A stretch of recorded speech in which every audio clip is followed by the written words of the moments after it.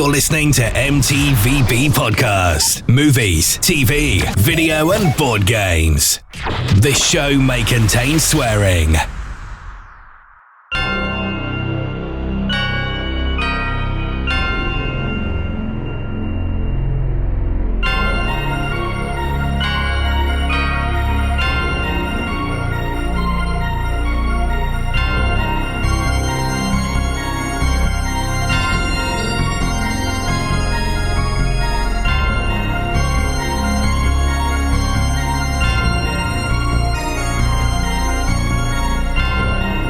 Welcome to a brand new episode of the M.T.V.B. podcast, the podcast that talks about my four favourite subjects. That's movies, television, video games, and board games. I'm your host, Anthony, as well as most people know me as the Antman, and welcome to the final episode this season for Spooktacular season. So 3 weeks ago it was the 70s, 2 weeks it was the 80s, last week was the 90s. We're finally going into the noughties? Yes, noughties. Naughty. And I'm joined around the table by the guys that love to talk about noughties horror movies. Introduce yourselves around that table, please. Well, in the place of Dave, I'll ramp it up with the horror. It's H the man with the spooky two lists. And but not this week. Super spooky Mario. Yeah. Or Luigi's Mansion. I don't mind. Welcome back, mate. Good to have you back on the mic. Thank you very much. And me, the horrific JK47. How are you, sir? Where were you last week? Well, You was exercised. yeah. Work. Why are you back here? Big gone beast. Work got the better of me. Most exercise he's got all year. Fucking right. Look at this double chin, man. So yeah, we made it, guys, to the noughties. Yes. How was that list for you all? Difficult. Yeah, you said you don't have two this week. No, just the one this week. The noughties were not my decades. Okay. I don't know what the hell I was doing, but it clearly wasn't watching horror. I've got a solid 5. And yeah, I think you're going to like them. Okay. Yeah, not too many clashes this week. I'm hoping, based on my little curation here. But yeah, I think the noughties just literally passed me by like that. Fair enough. Supa Mario. This is my decade of horror. Nice. Hence why you're on the episode. This is when I started watching horror, and this is when I kind of then went back and started watching all the others. So I'd previously seen like Nightmare on Elm Street, like the original. Weirdly, because a 7-year-old girl said it was a really good watch. Genuine fact. And then kind of went back and watched all of them from that point forward. So yeah, enjoyed every second of them. It was good fun. Nice. Good fun. I cursed you so many times, mate. Again, it's a... You sound like a priest. I lost count of how many times I tried to do this list because there's so many. You had the films. Opportunity to do the 2 lists this week, and you decided not to. So it was only about 10 minutes ago. Come on, you know. Shame on you, John. Shame on me. Yeah, next time I will do something. Fair enough, mate. So let's get on with the questions as we normally do, then straight into our top 5, shall we? So obviously, the 2000s had how many horror movies, John, was it, you said? Over 200. Between 2000 and 2010, right? Yeah. So it's a lot of films. Obviously, Howard, you've already answered this question, but how is your history with the 2000s horrors? I mean, me working at Blockbusters, I pretty much lived through most of it, so I got to see all of it. Everything. Pretty much everything, so... I've probably seen, I would have said at least 100 of them. Okay. Wow. Because every time I kept looking at lists, I'm thinking, oh, I've seen that one. John, I've seen that one. Suddenly feel inadequate. No. Remembering them is another thing. Well, yes. But it's just it was so hard trying to put a list together. So, but I've done it, so. Okay. Nice one. About you, Howard? Sorry, Mario. It's all right. Identity crisis. I know. I'm just not used to you being on the episode. I know. It was pretty good. So going through it all, like, was picking out the ones that I watched as opposed to the ones that, because there's a lot of, out of those 200, there's a lot of B movies in there and a lot of kind of second rate, struggling actors. Yeah, a lot of part 2s and part 3s and so on. Yeah. And you couldn't get a second list out of this? Yeah, but I said that to you last week. You did, you did. There's an awful lot of shit there. That's when you should have had the schlock list, right? Because the schlock list last week, I was listening to it and was like, no, I've seen that. No, that's not that bad. It's not. I mean, it's not that good. It's not that bad. Yeah. But yeah, no, I went through it, and the ones I've selected are the ones that both I enjoyed, but also left me with that feeling of not necessarily dread, but kind of, I suppose, disgust and a little bit kind of cringy and kind of, that look away from the TV and wince sort of situation. So yeah. Yeah, nice. Sort of horror, you can guess what I like. Yeah, well, I'm kind of might be swaying into it with the next question now. So I think the 2000s or the noughties basically struck a chord with the torture porn side. That's where I was going. It actually I thought it was going to be porn, that. So how would we know he's not good with body torture porn, body torture porn? porn. But how is it with you guys? Can you guys stomach the whole torture porn thing? Was it a thing for you when you were watching them at all, or No, a horror film's a horror film to me. So there's I'm not going to mention certain films, but there are. I mean, I've not seen a horror film yet that I couldn't watch. okay? So Even when it tries to go to that torture porn side of it, if you will, yes and no. doesn't disturb you to Not anything, really, no? no. I'm either going to like the film or I'm not. So doesn't the content in it?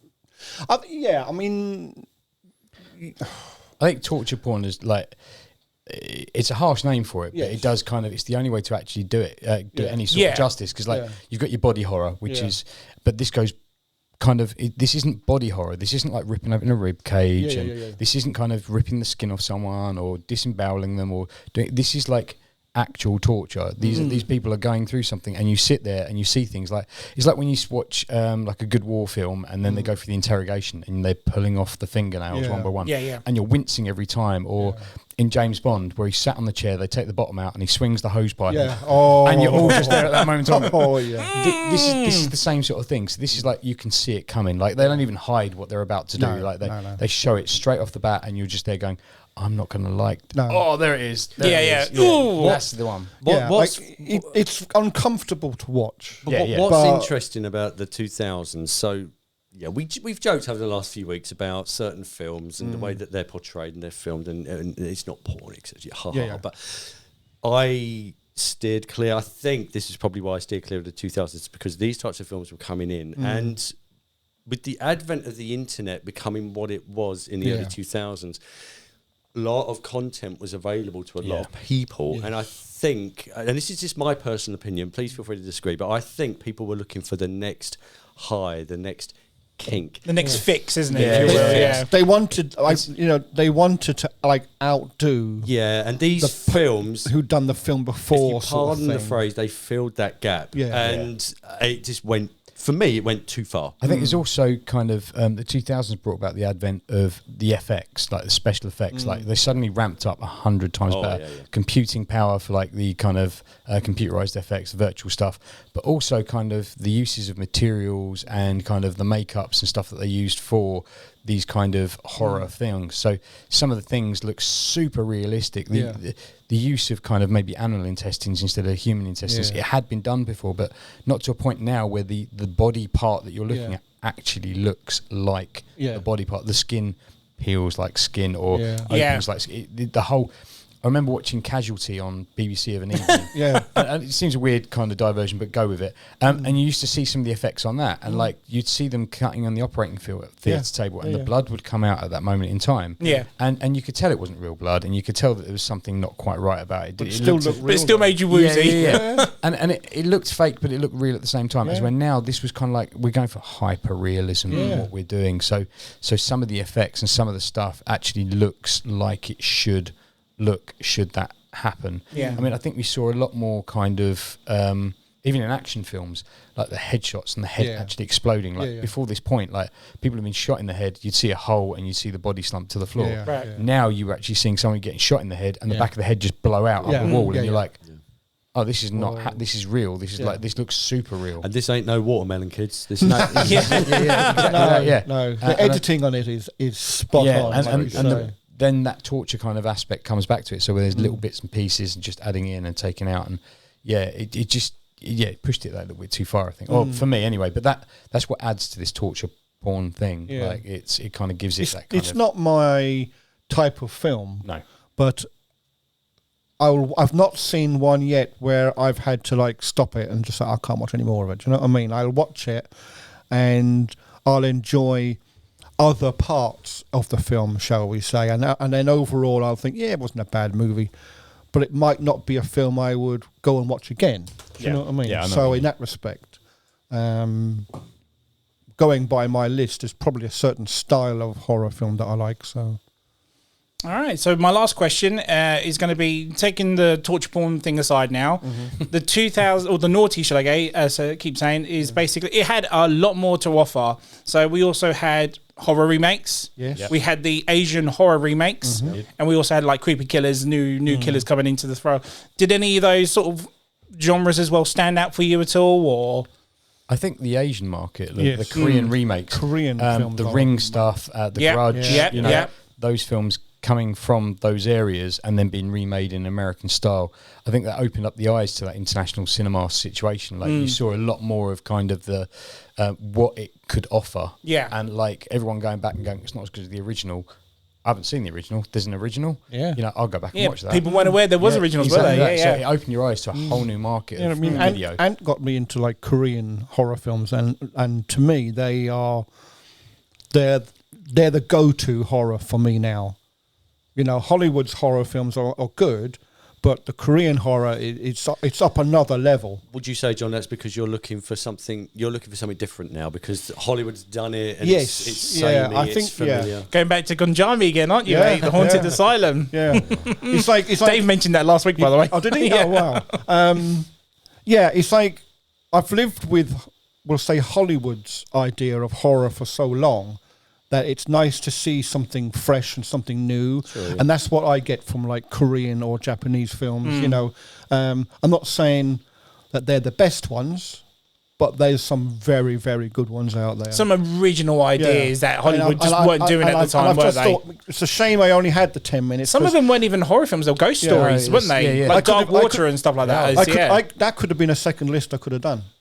Yeah. Why didn't you, John? There we go, John. Next year. Next Spooktacular. Let's hope he's around for another year, folks. I haven't. Yeah. I'm glad you said about Dicky Ticker. No, I'm glad you said about world cinema because we talked last week. There were several films that made my list. I love world cinema. Wasn't it? Yes. Two of them are Spanish, but I also like Italian horror as well. Yeah. I think Danish, anything like that now. Danish what? Danish horror. Oh, okay. Danish pastry. It's not porn. No, it's not. It's not. Danish pastry. Into that camera, John. Yeah, come on. Yeah.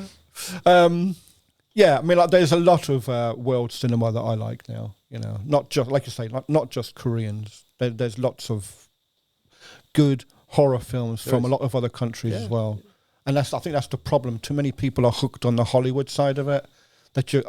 To me, I think you're missing something really because there are some brilliant films. I think Hollywood have over the years stuck with the Hollywood icons. Yes. So we've gone through it like Freddy, Jason, you know, all those kind of characters, Michael Myers, and they're character-driven horror. As where when you go to the Japanese or the Korean, it's like situation. You do have a character that comes into it, but actually they're not the be all and focus. Like you don't see that character till the reveal at the end. You know, kind of like a Stephen King story. Like you get a taste of horror and then you get the big reveal at the end. The difference is with Stephen King, it's normally like a giant alien spider. But with everything else, like you get that reveal at the end, and it's like it's some harrowing kind of action that has led to this situation they're in now. And I think that's the difference. Every time you do the giant spider, it reminds me of Kevin Smith when you say that. Wild Wild West. Wild Wild West. Yeah. Well, it was the producer for that, wasn't it? He was supposed to be the producer for Superman. He turned around and said, do you know what you need to write into the script? I know you. The scariest animal in the world, giant fucking spider. And then what did we get? Wild Wild West, the giant mechanical spider, and Will Smith not getting slapped. Hey. Nice. Hang on. That's what you should put. I'm out of questions, guys. Anyone else got anything to throw in? Nope. Then we'll go straight to the top fives. It's time for a top five. So for anyone that hasn't joined us before on YouTube, what we normally do before we start, we try and figure out who goes first. What we do is we roll a little 20-sided die with a little T-Rex inside, throw it in the dice tower and see who goes first. Who would like to go first, or shall I go first? Go on. All right, I'll go first. Here we go. What have we got? 4. Come on, Howard. No. I know, I'm not letting him do it 4 weeks in a row. Mario's got to get this. Come on. Come on. Got to go first because otherwise I'm not going to get a chance to talk about any of these. 4.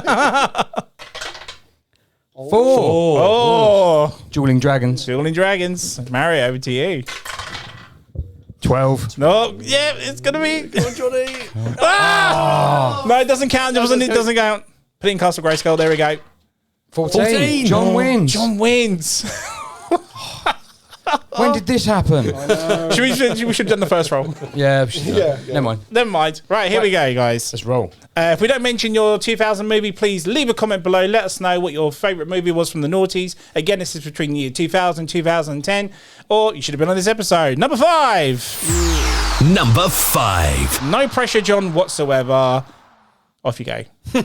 And you know what? We'll reverse it. Oh, We'll reverse it this time. Scary. Okay, We're my reversing. number 5 is from 2007. Had a budget of 12 million. Box office was only 28,000. But What? But it was because, although it came out in 2007, it went straight to the likes of DVD and stuff. And it didn't actually get a theatrical release till 2022. Oh, are we Are we going to clash already? Go on. Trick or treat. He showed me that film. I knew you were going to pick that, which is why I chose not to put it on the list. Oh, no. I didn't put it on my How did you know? Because I know. He knows. How did you know, honestly? I remember everything. Nice, okay. It's not one of the films I thought would clash, to be honest. Right, for that sake, I'm going first. Bollocks. No, you go. You introduced it to me. Yeah, well, carry on then. Why do you want to put it on there? Funny enough, when I was thinking of trying to put 5 films together, it was the one that kind of stood out the most. Okay. And the reason it's not higher in the list is because once I started concentrating on it, I started getting more and more films that I thought, actually, do you know what? Ooh, I like that better, and so on. And that was kind of how I put the list. But this was going to be my number 4. And then in the end, I thought, no, I'll push it to 5 because the film that I had as 4, I like more, if you know what I mean. Sure. So anyway, film takes place Halloween night, follows a non-linear path with characters crossing paths throughout the film. And that was what I liked about it. Was absolutely. The fact that the story would flow and then a thing would happen. You think, well, hang on a minute. And then you realise that he's seen them before, or this accident has happened before, and things like that. And the character stood out for me because he wore the orange pajamas and the sack bag over You talk his about head. Samhain. Yeah. Because it's Irish for the Halloween is Samhain. Samhain, that's it. So Samhain. that's where they get the Sam from. And you got the character Krieg who hates Halloween, and he finds the kids have egged his house because he dislikes Halloween. They've taken a thing of let's all go around and throw stuff at his house and you know do whatever. And then you get the reveal where he gets attacked by Sam, who's the character with the sack bag on his head. And then the reveal where he pulls the sack bag off of his head, and his head is a cross between like a skull and a like a pumpkin, jack-o'-lantern, and it's like, you know, he shoots him, and he thinks he's dead because as he walks away, but then you see Sam like reanimates. And I mean, as a film, I just thought it was really, really good. And then you get the crossovers and things that go backwards, and this happened and that happened. He is the fest. He's face- Halloween. He's the fest. He's the face of Halloween. Yes, basically. exactly. Yeah. So, and I like the way they called him Sam because obviously Samhain is the Gaelic version for Halloween, and the first 3 letters. So you picked it because you're Irish. No, not necessarily. No. It's fine. I remember you saying to me about. I'm surprised you remember this movie. Yeah, I was hoping you weren't going to. You, on the other hand. Yeah, and I like I say, I had it on my list from day one when I was first thinking about putting this list together. I didn't think we'd clash, to be honest, but I moved it from 4 up to 5 because the film that is going to be number 4, I've actually seen a couple of times, and You've only seen this once. No, I've seen this twice. Oh, okay. I saw it here the first time, and I actually went and watched it again. Okay. Quite a while, a couple of years ago. Well, I'm kind of glad that worked out for you because you saw that before COVID, and it still stood out to you then. So I did like that film. Nice. Yeah. But I'm surprised I clashed with you actually. Just not telling you where it is though. Nah. Anything else on Trick or Treats? I don't think so. Did I write anything else? IGN said its lack of a theatrical release was criminal. It was. And it wasn't released to theatres till 2022. Yeah. I don't know why. There's bullshit. There's nothing in the thing I could find out to say why. It has a massive fan cult base though. I think it has now, anyway. yeah. Nice. Mr. Mario, over to you. So let's start the evening as we talked already. So 2004, James 1, not James Wong. Yes. And it is Saw. Yeah, the first one, right? First one. Nice. Character named after my favourite power tool. So yeah, I mean, the idea of the film is quite clever. I mean, the opening sequence of the film is you have two guys in a room and there's a body in the middle of the room. Yeah. And they don't know why they're in the room. They don't know how they got in the room. They just know they want to get out of there. Yeah. And there's kind of clues left around this room to how they should escape the room. Yeah. And then we kind of move to the other characters, and the other characters are now trapped in what has essentially become like a pastime for some people, escape rooms. Absolutely. Only this time, the escape rooms are life-threatening. Yeah. And like they are insane. One of them, the guy is stripped down to his underwear, and he has to crawl through a maze of razor wire to get out. Yeah. He has a 2-minute timer to escape. You've then got the guy in the dark room he's slowly being poisoned, and he's covered in like a flammable jelly sort of situation. Yeah, that's right. You then got the trap jaw one. That was the one that got. That's with the headpiece, right? It's the one that everyone kind of. It was, in fact, I think it was the poster for the film. It was right. They used it for the promotions. Yeah. And you know it had. I think there was a comedy show on the TV at the time called Becca with Ted Danson in it. Yeah. And his secretary is the woman. Is the woman? I can't remember her bloody name, and I did write it down, but then I can't find what I've written. But she was the kind of character in this, and she had this thing strapped to her head, and there was a timer, and if she didn't find the key to release it, it would literally just wrench her jaw open and split her head in half. And she's in a room with this thing and a drugged man, and the key is in his stomach. Yeah. And she has to cut the key out and get the key out. That is just... the lengths you go to save your own skin. And then there's the other guy who's sat on the chair and the drill piece is going towards him. Oh, yeah. The shotgun trap. So it's not actually one of the escape rooms, but it's like a trap he sets up above the door. And they're all like pointing down, right? 4 shotguns at various angles. So no matter what you do opening that door, you are just getting turned into mincemeat. And all of this is one of the characters who you first meet. His family is being held captive somewhere else. And the guy's task there is if he fucks up, then he kills the family in front of him on a video screen. It has one of the greatest twists at the end of the film. Yeah. And if you didn't know what it was, like it just blows you away. Like, and every little set on this is just, but it also starts this torture porn kind of thing. Yeah. It kind of sets that in motion. Like you have all these things and your mind goes, what if, how can I, what should I, and it was so dark. Danny Glover's in it as well as the police officer trying to find out what's going on. It's just, the whole film as well, it's filmed really dark, and it was also kind of around that time of the download era. So you could get like on Kodi and stuff like that, and you can get your hooky copies. This was the first kind of one of those that I actually watched. Like I remember watching it on a dodgy kind of download, and then going, well, I need to watch this properly. Going to the cinema and then just being overwhelmed by it at the cinema because of how it was. Like that dread, that kind of your life is at risk because of something you've done. You just don't know what you've done and who you've done it to cause this. So that's why it's my number 5. Nice. And this was the one that started it all, wasn't it? I think so, the whole torture porn thing. Yeah, it was the one that kind of set those wheels in motion. I think there'd been a couple before, but nothing had really set that kind of...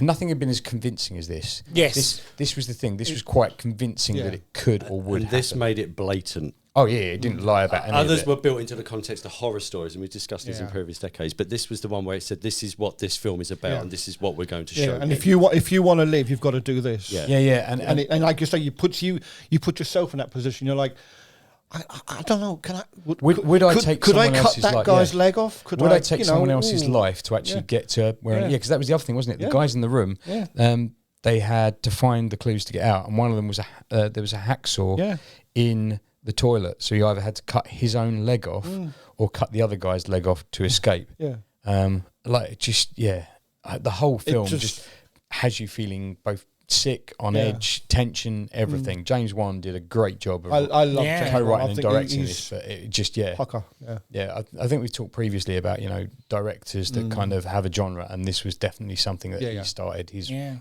cut his teeth on, and it keeps it to this day, sort of thing. He has that kind of terror and that. Literally cut his teeth on. Yeah, literally. It's like to the point now. Any horror film comes out and I see James Wan's name on it, I want to watch it.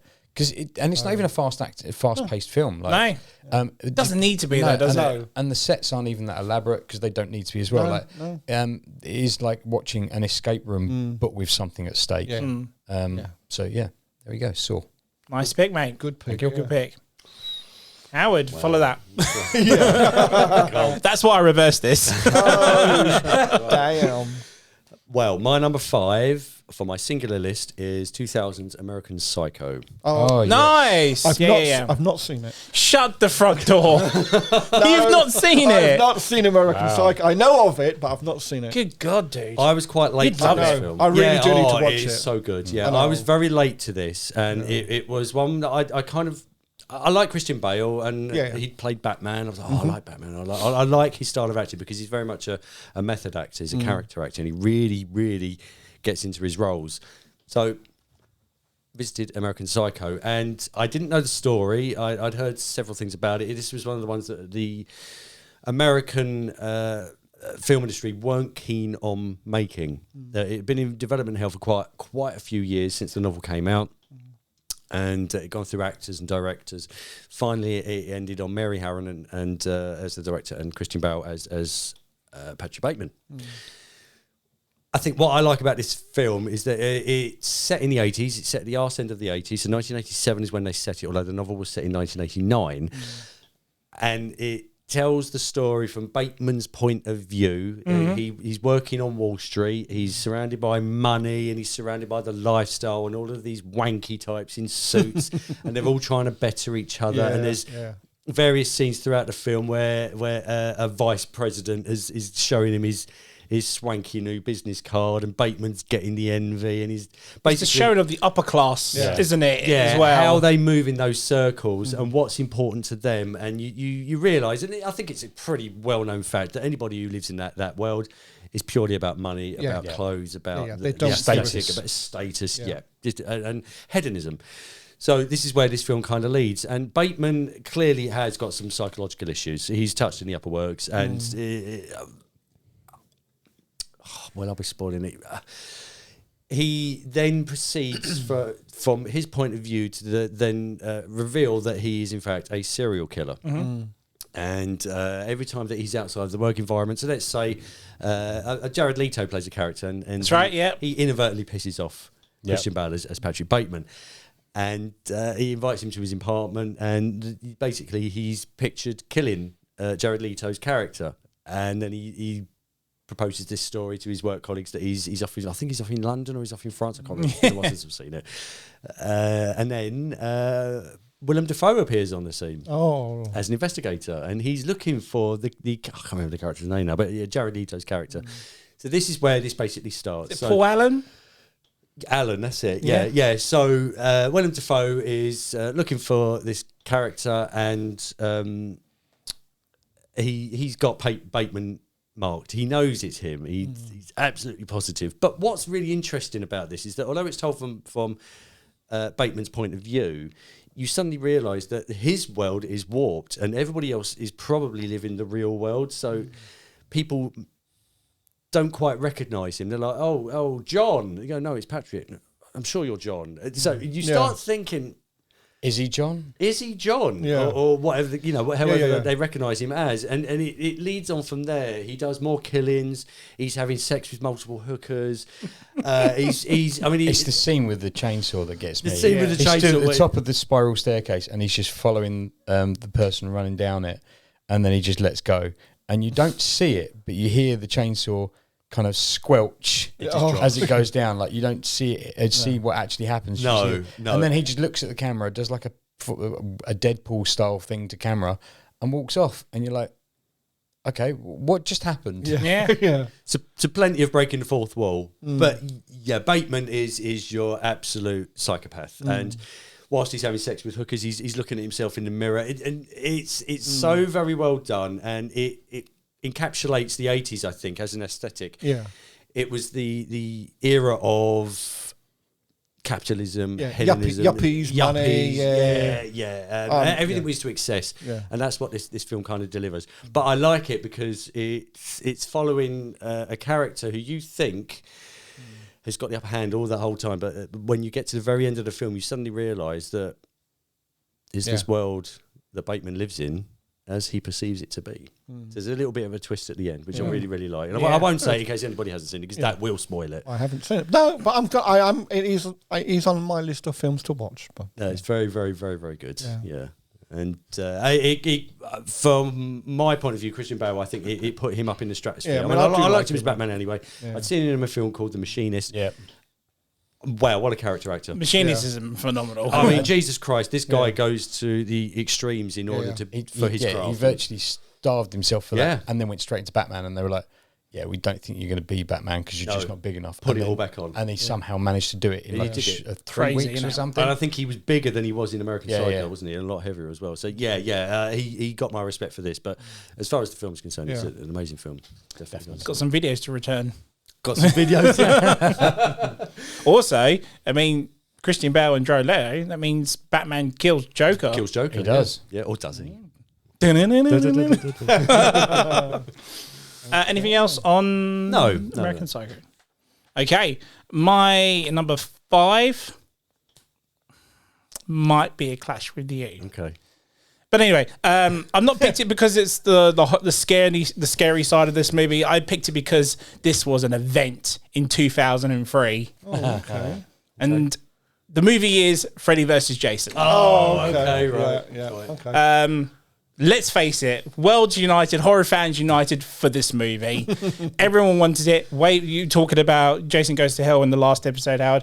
It all spawned from there, and there was all these little teasers and all these little things. And then finally, they actually filmed it, and then the trailer came out, and then everyone and their mothers was on it. Even Quentin Tarantino was like dead set to see this movie. He like could not wait for it. And all the marketing they did for this movie was phenomenal. They had like weigh-ins at Vegas for, when they have boxing matches and stuff and whatnot.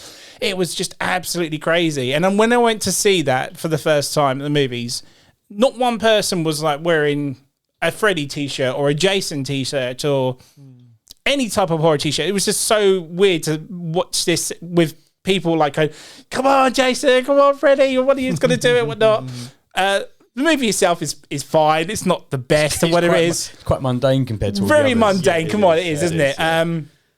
But you can't deny their actual fight scene when it finally happens. Oh yeah, it is balls to the walls, insane, and just something I have wanted to see for years, and to actually get it. Well, it was 10 years in the making. We established, didn't we? And don't forget, this was before all the Marvel stuff had come out. Whatnot. Wait, I've always wanted to see the Avengers on big screens, and when that came out, I was like, oh my god! But to see Freddy and Jason actually hacking it off at one another, and Freddy gouging Jason's eyes out and stuff like that, we now accept multiple universes and things that are absorbed into other franchises, but this was one of the first examples of the fact that these two horror icons lived in separate worlds, and then all of a sudden we've brought them together. Finally got them together. Finally got them together to make it happen. Exactly. And that final scene, it was pretty damn spectacular. Yeah. And it was worth the wait. And the fact it was on Camp Crystal Lake was just, come on. But where else had it? Where else? Yeah, I mean, you can have it on the same street. I loved the way that Jason was brought back. I loved Robert Englund's performance all the way through that because he was classic Freddy. Yeah. And I think they played it very, very well. But I agree with Mario. It wasn't a great story. As far as kind of like horror films go, it was kind of one-dimensional because it was literally about the fight between the two of them. That was it. There was no suspense. There was no kind of like build up to anything. It was literally. It was like wrestling. It really was like wrestling. Yeah. It was like Undertaker versus Kane. Do you know what I mean? Like you're two. It's like you build that wrestler's story up, don't you? Two and then sides of the same coin, but you're both going at it hammer and tongs, and that was it. You know, one's got a glove and one's got a machete, and off they go. That's it, yeah. And there was just there was nice little nods to the other Nightmare movies. Yes, like they used the drug that makes them they can't dream, hypnosil, whatever it was called, whatnot. That was pretty good. Nice little nods for back to Jason and whatnot. But yeah, it's such a fun movie, I believe it was one of the first movies that had like. It was guys, comment below and remind me on this. But it had some sort of new sound effect technology. So when the blood splattered on screen, it really popped over the soundtrack or so. There is a specific name for it. I cannot remember it. But again, if you know it, comment below, let us know. But yeah, it was just amazing. I still love it to this day. It's not, like you said, not the greatest of movies, but it's not. And I think it's a guilty pleasure, isn't it? That's what I'm getting at. The guilty pleasure side to it. Yeah, 100% agree. And we have fully established you're the Freddy guy, I'm the Jason guy, and to have these two legends slugging it out on the screen. My guy won. It was. I was waiting. I let him have it because at the end of the day, Freddy gets to call Jason, "You ugly little shit." You have a face only mother could love. It was brilliant. Well, he does. It was brilliant. And one of my all-time best friends, he's a Freddy fan. Yes, yeah. So he was Freddy and I was Jason. We were sat in the cinema and we were doing exactly that. We were literally cheering our guys nice, on. I'd never really seen anything like it before. No, I don't think anyone Not until Captain America raises Mjolnir in Avengers. Yeah, exactly. Yeah. Participation like that, and it was really good to see. Yeah. So it validates your belief in these franchises. Oh, absolutely. Yeah. It's literally in there because it was like the event of that year in the 2000s. So had to go on there. Let's go to number 4s. Number 4. John, back to you with the number 4, sir. Okay. Please don't clash with me again. Well, my number 4 actually came out in the year 2000. Oh, okay. Budget was 23 million. Okay. And the box office was 113 million. So it did quite well. 6 films, 9 novels, and 2 comic books in this whole series. But this is only the first one. Just tell us a goddamn movie. That movie's Final Destination. Nice. I do love the first one you're talking about, yeah? Yes. Yeah, kick-ass pick, mate. Nice pick. I liked the link to the 5th one. If anyone If you know, you know. Don't say anything else. I'm not saying. But anyway, yeah. Originally, it was a script for the X-Files. Oh, was it really? Okay. The writer, Jeffrey Reddick... That would make sense. was asked by a friend of his at New Line Cinema to turn it instead into a feature-length film. So he did. But originally, he wanted to... It was just going to be an episode on the X-Files. So the film starts with a group of students board a flight to Paris for a field trip. One of the students has a panic attack or a premonition that the plane's going to explode and everyone's going to die in it. When he starts seeing the things start to happen for real, because when he saw the dream, certain things were happening that led up to the plane exploding.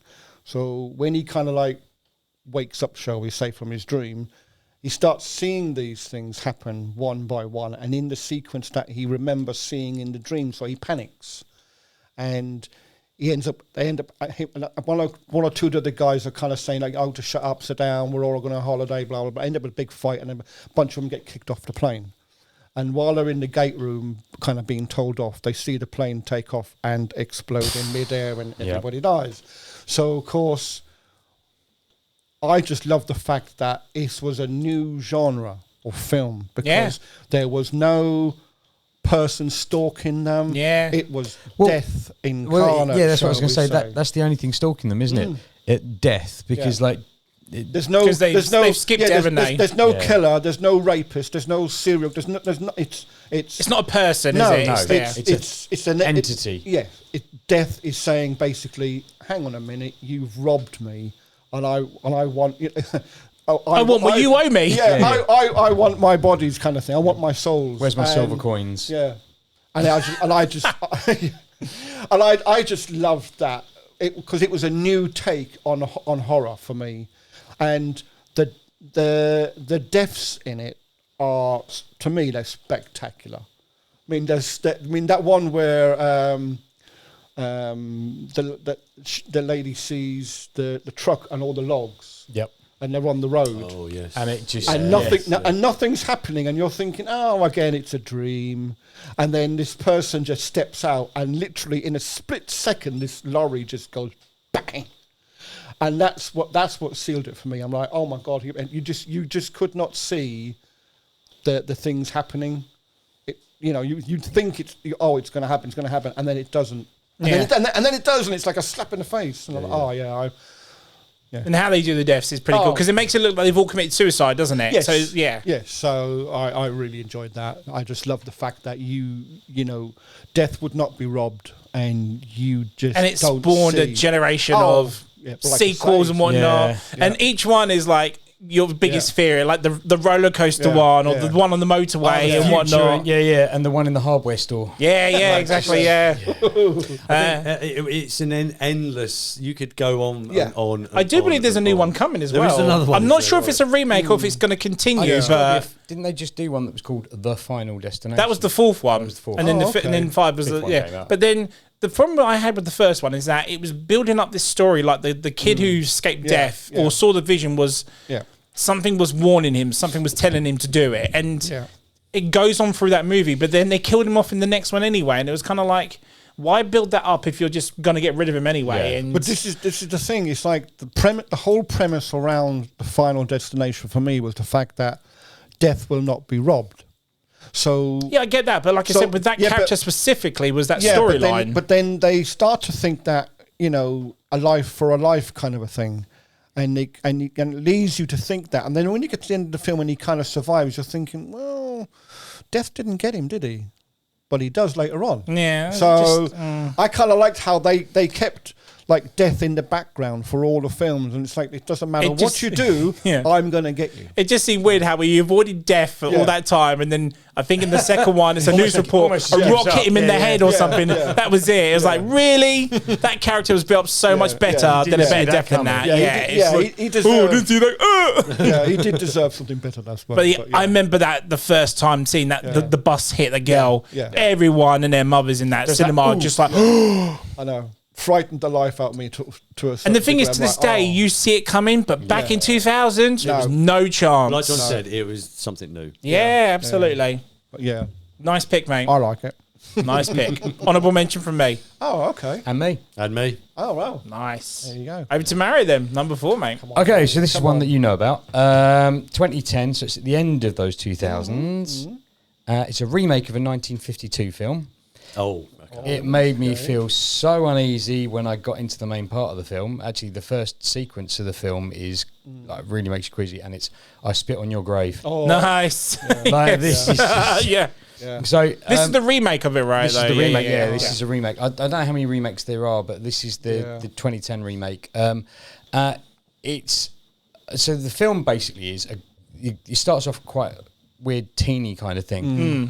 A kind of reporter comes, or is she a reporter? Well, she's a journalist. Comes to a sleepy town. She starts talking to the boys in the town. She takes a liking to one of them. He takes a liking to her, and then it kind of from that point forward, it gets really uneasy.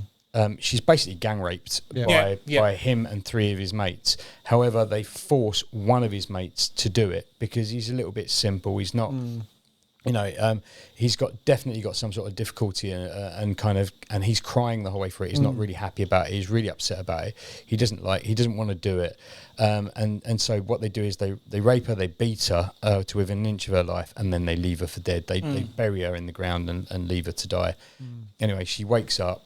And she's not dead, but she realises that she has been through this traumatic ordeal, and she just wants all out fucking revenge. It's a full-on revenge, but the way she does the deaths back is like horror category, definitely. 100%, especially the last one. The last one is horrendous, where she ties him.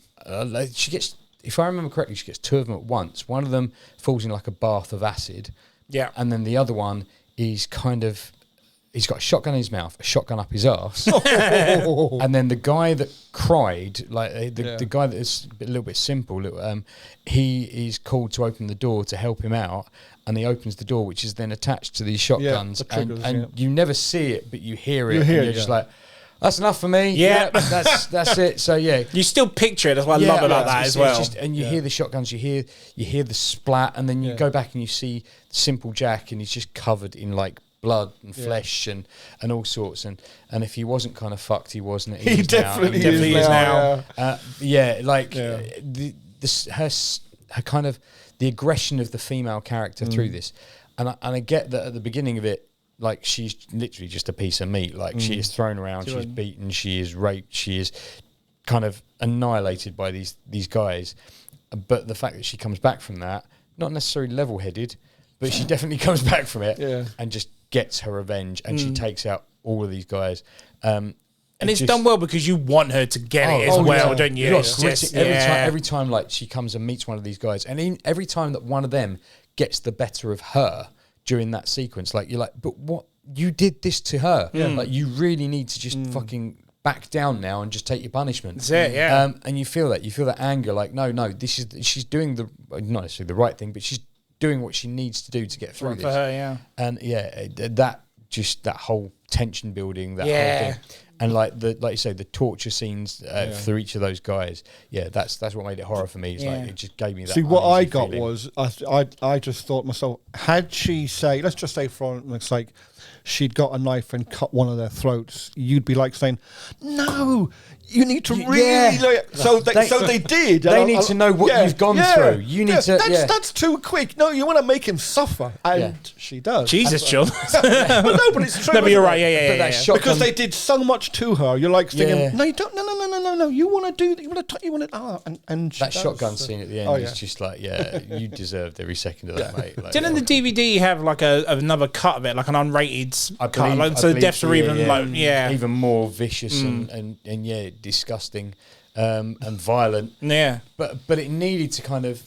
You need to understand the amount of anger she had for what she'd been through. And although, like, this is entertainment, like, you kind of had to feel that in real life as well. If this actually happened in real life, who would you side with? Would you side with the parents of the boys that had done this, or would you side with her getting her all-out revenge? Like, they left her for dead, and they had no consequence or no conscience about what they'd done to her. And that film just kind of left it. And yet again, body horror in the aspect of, like, everything she does to them is body torture, I should say, like that kind of torture porn. Like, it just leaves her kind of absolutely angry and like, I think the actress who's in it comes back for the third one as well. I can't believe they've done 3 of them, but I didn't know there was 3. Yeah, apparently there's 3. She comes back for the third one as well. I haven't watched 2, haven't watched 3. I think 1 is enough to kind of I know what this film's about. There was an ending to it. There was a point to it. I don't see how she's going to get revenge on anyone else at the end. I mean, if it's the same thing every time, like a girl gets raped and then gets revenge, you could do it multiple times, really. It's the same after the other. First one stands out as always. Oh, 100%. Nice. And I haven't seen the 1950s Not many people talk about that remake because I believe The Last House on the Left was another one that came out at the same time. Everyone saw that version because one of the guys from Breaking Bad's in it. Yeah. No one remembers I Spit in Your Grave remake. No. So what was it? 70s or 80s? The original, wasn't it? 70s. Yeah. Well, I think the original I Spit on Your Grave was 1952. Yeah. So the remake of that was Wes Craven, I think it was. I Spit in Your Grave. Because I remember there being one in the 70s or 80s, but I've probably seen it, but I can't remember it. I haven't seen the newer one. Wasn't it a Video Nasty, the one in the 70s? Yes. And it's understandably Cannibal so, Holocaust and things like that. Understandably so. Like, having watched the remake, like, I don't know what they did in the 70s. It would be nowhere near as graphic as it was in 2010. Probably not. Like, at the time, it was. At the time, it was working with what they had, but like, the 2010 version definitely leaves you kind of wincing. Okay. Deep in, intakes of breath, and like, you can see things happening. And like I say, the bit that happens to her at the beginning just sets another the tone one for my the list. entire film. But there you go, number 4. I Spit on Your Grave. Nice pick, sir. Yes. Howard. Come to you, sir. So for my number 4, I am plucking a little film from the UK, and it was made in 2002. It is Dog Soldiers. Yes. Nice. Thingy Pertwee, isn't it? Sean Pertwee, yeah. So John Pertwee's son, and John Pertwee was my Evil favourite Dead with Doctor. werewolves. This fucking movie kicks ass. Yes. What I like most about this film is the practical effects. Yes. It homage. It blatantly goes out there to homage American Werewolf in London and other types of films. It's done with love, and Absolutely. there's not one bit of CG in it. So every transformation, every creature that you see, it's an actor with heavy prosthetics, but it's all practical. And It's like guys on stilts with the actual werewolf, wasn't it, or something? They built stilts into the legs, so and each werewolf was played by a dancer, so a professional dancer, so that they could the movement. Yeah, they would move in a particular way, and it was to display the fact that these lycanthropes weren't just stuntmen in suits. They were actually quite graceful creatures, just doing what nature does. Yeah. So the basic premise of the film is that a British squadron, has gone up to Scotland. They're on a routine kind of exercise. Yeah. What they need to do is face off against the SAS. Basically, so there's a little group of the SAS. It all goes sideways very, very quickly. There's a little scene at the very beginning about two campers who experience an attack, and you're not quite sure what has happened at the very beginning. You don't see it. The film's called Dog Soldiers. I mean, it's not probably a leap of the imagination to figure out that it is werewolves at play. So very, very soon they discover that the leader of the SAS group, Ryan, I think his name's Captain Ryan. Played by Liam Cunningham, who's a very, very good actor. He's lying with his stomach torn out, and he's been attacked by an animal. Yeah. They wind up at a farmhouse, the local farmhouse in this... cabin in the wood. The cabin in the wood, that famous cabin in the wood. It is. In this wooded area. And again, things are not as they seem. No. And lo and behold, there is an attack one by one from these werewolves. So there's this young girl who's kind of invited them in. She's found them. She's invited them into this. This is her home. She said, the people that live here, they're werewolves, and they discover that there's bodies in the cellar and the usual kind of thing. And maybe humans in the stew as well. Humans in the stew, because it tastes like pork, right? That's right, because he doesn't go. He's like, I don't know what it is. It tastes like pork. Tastes like pork, because famously, we are, to cannibals, we are known as the long pigs. The long pig. We are the long pigs. So the other white meat. The other white meat. The other white meat. It turns out that the family that lived there before they turned into werewolves, it's an interesting twist on the lycanthropic kind of legend, is that when they're in human form, they're still eating human beings. So they've got these bodies tied up in the cellar, they're twisting in and they're hung up in the cellar. And they've been eating this meat all along. And it's the fight to the end, really. And you've got Sean Pertwee as the hero. But what I also like... Is he, though? Or is he? There's another actor in this called Kevin McKidd. He plays Cooper, and he's good. He's so good in this movie. He's an excellent actor. And Sean Pertwee is Wells. He plays a character called Harry G. Wells, H.G. Wells. Kevin McKidd. And I watch a TV programme, and I think I mentioned this before, and you all guffawed when I said it. I like watching Grey's Anatomy. Now, he plays a doctor in that. He's such an I didn't know he was in that. Yeah, he plays a doctor in that to this very day. But this was the first thing that I saw him in, and I thought, that's brilliant. So, Sean Pertwee as the hero battles it out towards the end. But I think it had so much promise, and there should have been a sequel from this. But there technically was, but it went straight to Blu-ray. But it wasn't done by all the guys that did it. It was a knockoff from America. The true sequel is yet to be made. Yes, 100%. Again, it's one of these ones that's been propositioned so many times, and I'd like to see it. But the story, I think, it's a proper little monster flick, and it's a UK horror movie done right. Yes. And when it came out, and it was so visual and visceral, and there was so much gore and terror, and I loved it. I thought it was brilliant, and because I watched it when it went straight to DVD, because it received a very short UK release, and it wasn't shown in America at all. It went straight to DVD. That's right, we got it in our cinemas, but they didn't. They didn't get it. I think, like the Chinese theatre, I think on the Boulevard, it got a couple of weeks release or something, or a 7-day release or something like that. But criminal the fact that the Americans didn't get to see it. But now it's a cult classic. It's a cult classic, definitely.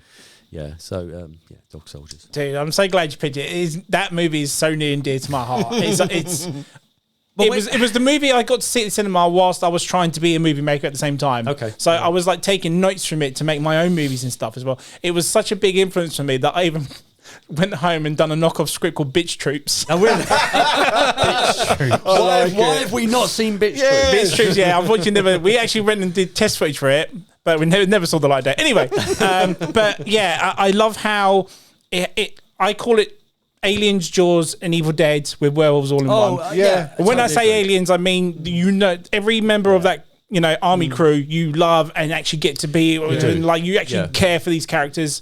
The Jaws part I mentioned because Sean Pertwee's character has his own Indianapolis sort of speech to it as well. And obviously Evil Dead being the Cabin in the Woods and stuff. It was such a love letter to cinema and movie making and independent filmmaking and how we just done it with practical effects and what he did.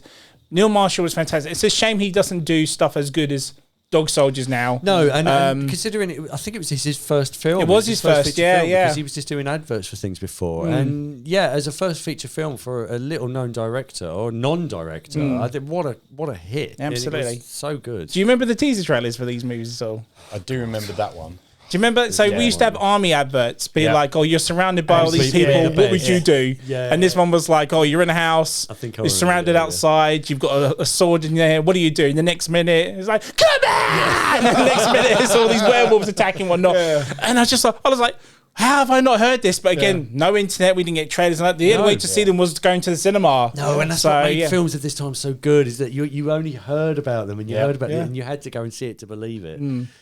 I didn't put it on my list because I thought someone else might have it on there, but it would have been in my top 5. Well, I'm glad you picked it. So this was the second DVD that I ever bought. Because the very first when DVDs first started coming out, and I'd go to Our Price Kids, and I'd start buying like £1, £2, £5 DVDs, and this was the second one. First one was Gone in 60 Seconds. Second one was Dog Soldiers. And we had it on DVD till last year. We never had a Blu-ray release for it until last year. It's been on DVD since then. Well, I think because there wasn't many prints of this film made, there was going to be an issue with bringing it to Blu-ray because they wasn't sure whether or not an appropriate print had survived in order to turn it into a Blu-ray worthy copy. So thankfully, thank you, Second Sight, for bringing that out for us. Anything else on Dog Soldiers? No, go and see it, kids. Definitely go give that one a shot. My number 4 is a movie from 2003, and Mario mentioned it earlier on. It is a remake from Asian horror. It is The Grudge with Sarah Michelle Gellar.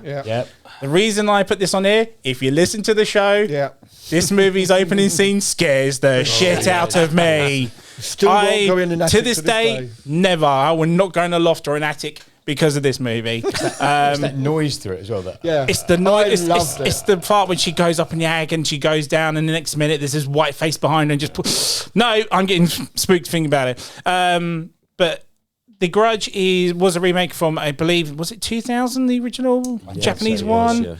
But the Japanese believe that if someone is, in a sort of jealous rage when they die, they do this thing, a curse, which is called a grudge, and they will haunt you till you die, basically, and they kill you. It's not just the opening scene itself. This movie is completely creepy, and what I love about this is that it's a creepy horror, isn't it? Is that Hollywood wanted to remake it, and they obviously got to do it, but they got to do it with its original director. It wasn't like they got someone else to come and do it. They thought, no, let's pay this man and let's do it. And let's face it, the original was a classic, but the effects for the time were very, very dated. So when he got to do it for the American one, it was better. And I still feel he still kept that creepiness to it. Because not only, I mean, it's a horror film with no blood, so it's essentially like a ghost story as well, if you will, sort of thing. But just how they don't like blood in their films, do they? It's also a lot of shots of the house, the front of the house. Exactly. It's weird because they're lonely, quiet shots. There's not even like background noise or anything like that. They're just the shot of the house and little vignettes around the outside of it. It just this is it. Yeah, you hear like every now and again you hear like footsteps or something. But there's always something in the background, isn't it? And it's just like you're looking at like Gellar's character, like you said, walking in the house, but then there's a shadow up on the stairs if you really notice it, or there's like hair in the bath or whatever it is. But you going back to what you're saying, how Mary, about the creepy noises that she makes, sort of sound, and the blood coming from her eyes, and she walks down those steps in the body bag. Oh my God, gives me chills to this day. But also the fact I like about this movie is that it's not from A to B. It is it time jumps. Yeah, it so does. something happens, then it goes back. Something happens again, then it goes back forward. So it's trying to piece it together and meet in the middle, if it does, if you will. Yeah. And that's what I love about this. This, I believe, was one of the first remakes from Sam Raimi's production company, Ghost House Productions or something it's called, which he still does to this day. But this was the first one to do it. I'm going to put the sequel on there as well, the 2005 one.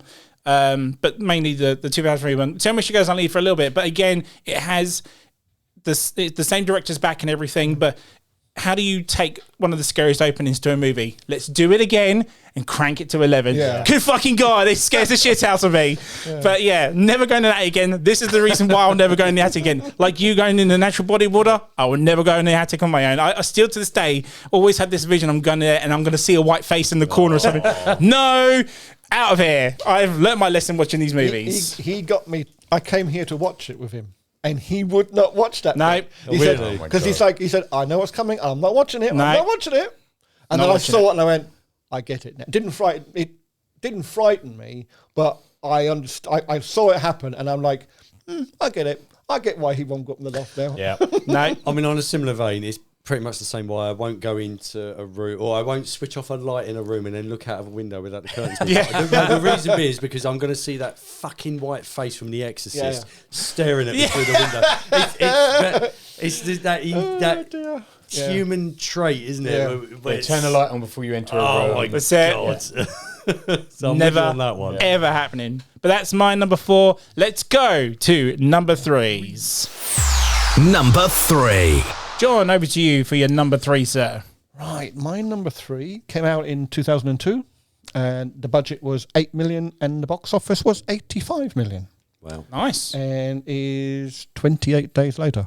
I was waiting for someone to have this in here.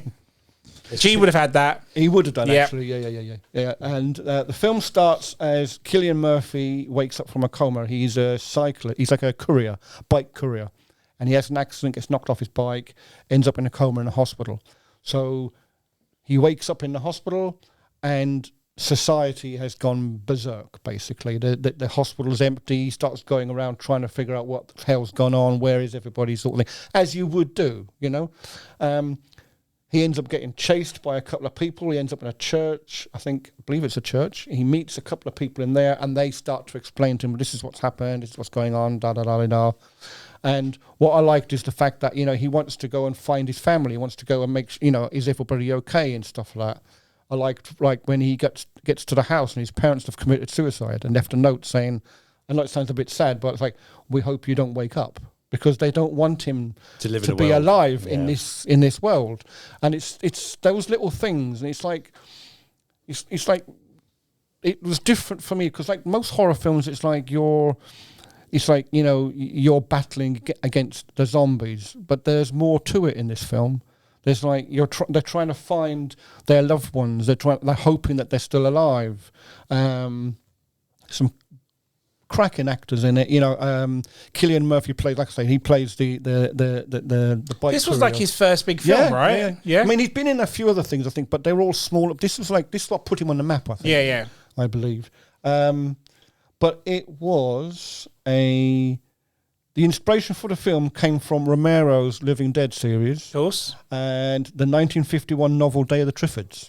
Oh, yeah, I know. Of course, Yeah. yes. And one of many great films by Danny Boyle. The film also stars Christopher Eccleston and Brendan Gleeson. Of course, yes, Yeah? of course he is. They're Yeah, both he's in the it. army guy, isn't he? Yeah. Yeah. The movie revitalised the fast zombie Say Brendan Gleeson as well? subgenre. Brendan Gleeson. Yeah, you was in did, it, yeah. It was the first film where zombies got fast. You know, they Right. They I want to ask you this. Yeah. You're going as zombies for this.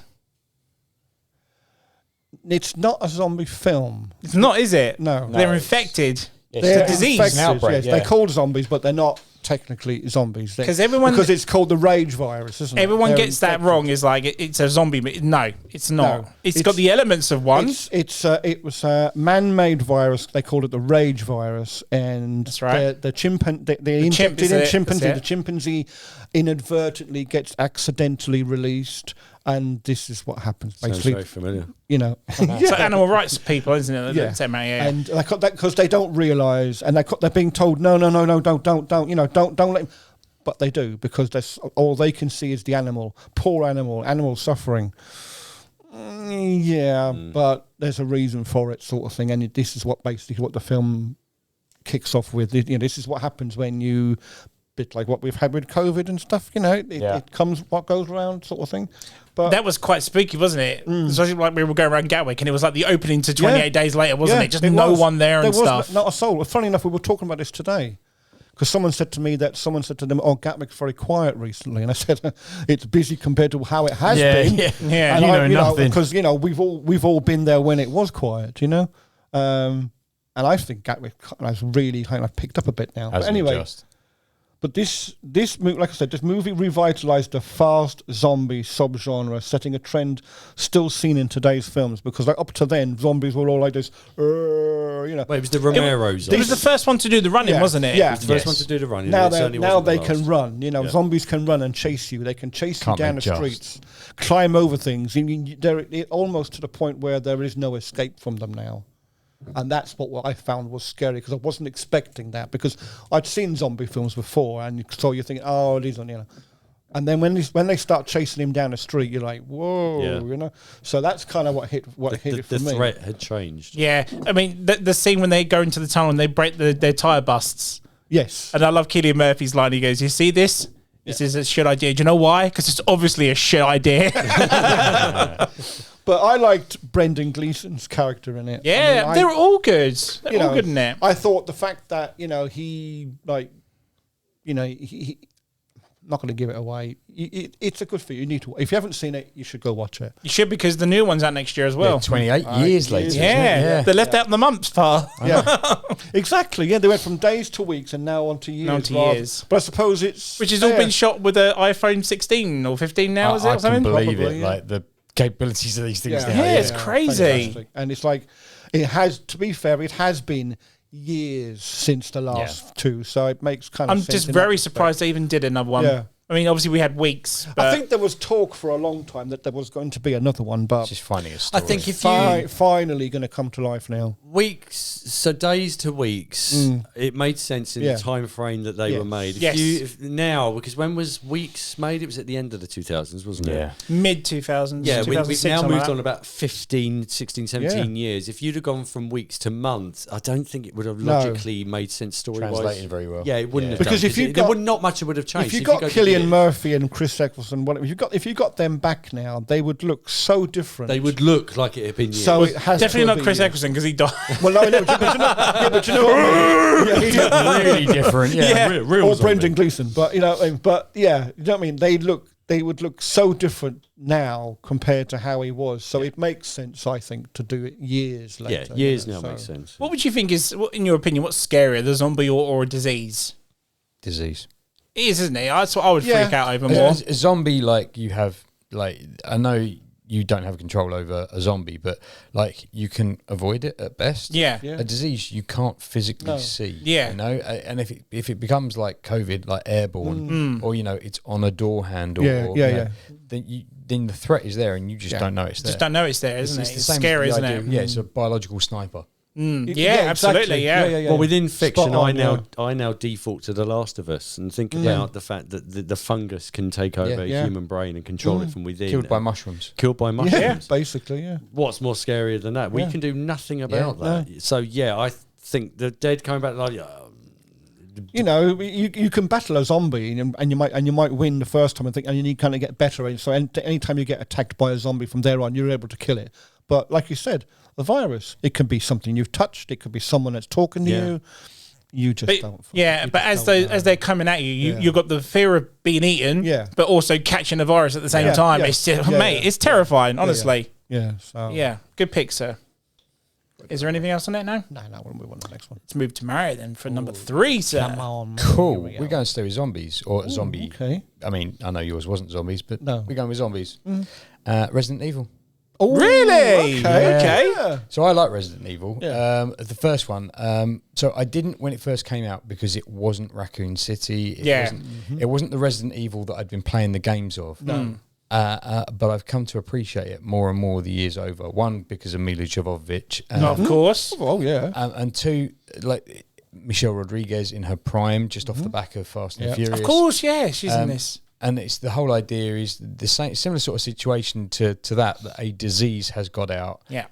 They were working on it. They've actually accidentally released it into the world. It also is quite prevalent with nowadays in that the AI, the HAL analog that they use, takes over the Umbrella Corporation building and But systems. the Red Queen or something it's called, isn't it? The Red Queen. But it's a little girl. That's And right, what's yeah. creepier than a little girl in? Yeah. You're like all going to die down here. Exactly. I remember that. Oh, that does send a chill up your back, doesn't it? And that film was like, and it brought in kind of the zombies and the creatures that you had seen from the game as well. But the one bit that got me the most in that film was the laser wall. Oh, yeah. Where they go through and it's like, oh, yeah, it's just a line. Oh, we can jump above the line. Oh, we can go under this one. It's a fucking grid. How do we get around that? Yeah. And Mila Jovovich being like the sleeper kind of hybrid zombie creature thing, but that you don't know. Like, is she infected? Isn't she infected? Because you see like she has wounds on her at some point, and because doesn't she have a memory wiped at the beginning? So she's trying to remember as the movie goes along, isn't it? What's going on? And she kind of has that kind of flashback sequence where like she is a weapon of some description, but she doesn't know what she's capable of or who she is. And she's weak to something as well because she's trying to protect herself, but she's trying to protect everyone else around her as well. And then Michelle Rodriguez gets bitten and becomes like slowly over the time of the film becomes a zombie. And the whole film is kind of an action kind of, it's in the vein of Aliens, like where, you know, these the scientists in the entire place are like coming after them and going after them, and the peril and pace. It's an Aliens analog more than anything. And I just think like it's one of the most easiest for me to watch zombie films because it's so not necessarily fake, but like unbelievable. It's a romp. It's kind of the adrenaline's going from start to finish. Yeah, it's a fun popcorn movie, isn't it? It's just there's a lot of science fiction element to it as well, isn't there? Yeah. And it's not just a straight horror. And I also loved, and it's from the game, straight out of the game, but the Umbrella Corporation logo, which is like that curved kind of octagon. The white and reds, isn't it? Yeah. And the umbrella sort of looking thing. But also then the virus kind of vials, which were like that's right. The ooze kind of the T-virus thing, isn't it? The T-virus spiral inside. That's so it looks like the double helix for DNA, but it had like a glowing blue in it. And I always wanted one of them, like as a I think about that time PCs were going water cooling, and I just had in my head, I'm going to put that'd be so kick-ass, and it's going to have the Umbrella Corporation logo on the front. Oh my god, that'd be good. That was all in my head, and it was like, yeah, this would be great. And then I looked at how you do it, and I was like, it's not going to be great. Too much money, no. But the film itself kind of set that, and the stylization of the film as well, because it's all white and clinical except for the red, and that. And when you get to the zombies, it's dirty, it's filthy, it's kind of gritty. But yeah, the red against the white backgrounds, and like I say, Mila Jovovich just jumping through and just being an action heroine, like kicking like mutated dogs in the face and stuff and whatnot. She does that flying, that kind of spin kick through the air, and just kicks the Doberman through the and the Doberman's straight out the game as well. I remember that point in the game where kind of like you're walking through the hall and then the windows smash and then they come and you're like, one of the best jump scares in video game history. I've used all my bullets on the guy upstairs that was crawling along the floor. You just never saw it coming, right? Yeah. I know what, I'm going to start the game again. I'm going to keep my bullets. I'm going to stamp on his head. I'm going to shoot the dog. And then go through the door at the end and hope for the best. But Resident Evil, my number 3. Good pick. Nice, good pick, mate. It's such a guilty pleasure for me. I was just gutted about when it wasn't like the faithful one that we wanted sort of thing. We wanted it to be like the game. But I looked into it and Capcom were like, well, the original script was like a shot for shot of the video game. And they were like, well, if you do that on film, no one's going to play the game. And I'm like, I think people would want to play the game if they enjoyed the movie, you know? Of course, I want to play every Star Wars game or every Star Trek game that comes out. Right. Because I've watched it and I want to be Exactly. I want to be in an X-Wing. I want to be in a TIE fighter. I want to be flying through the desk. Absolutely. All of that. Exactly. It's the same with that. I want to be a vampire hunter. I want to be a zombie hunter. I want to be... I want the dog to come through the window. I don't want the dog to come through the... I don't want the dog to come through the window. I want to make sure I got enough bullets when the dog comes through the window. That's the other thing. It had a proper good hard rock soundtrack as well, didn't it? It was really remember good. That. And the characters in it as well, Jill Valentine and I can't remember, Chris Redfield. And like, there's such a great idea. And the idea, the first time in that game, I know just the game is far from the film, but the idea that you could play as a male or female lead in the game was quite a novel idea. But then having again, in that time, a strong female character who's kind of being protected by the male, but doesn't really need it. No. Yeah, I was going to say she doesn't need to be protected. No, and Michelle Rodriguez just being that kick-ass female that she is, like as always. Just would you put Mila Jovovich up there with the action females? I think so. I think so. Like Fifth Element, she definitely plays. She's done some great good stuff on that. Yeah. She's done a couple where she's kind of playing that strong female lead. She doesn't have that frame for it. She doesn't look like it, you know, which I think is great because she's like a sleeper sort of thing. Like you underestimate what she's capable of. There was a film years ago with I've forgotten her name now, Brooke Shields, where she plays she's a sleeper assassin. Okay, and she just suddenly gets I think it's Along Came a Spider or something.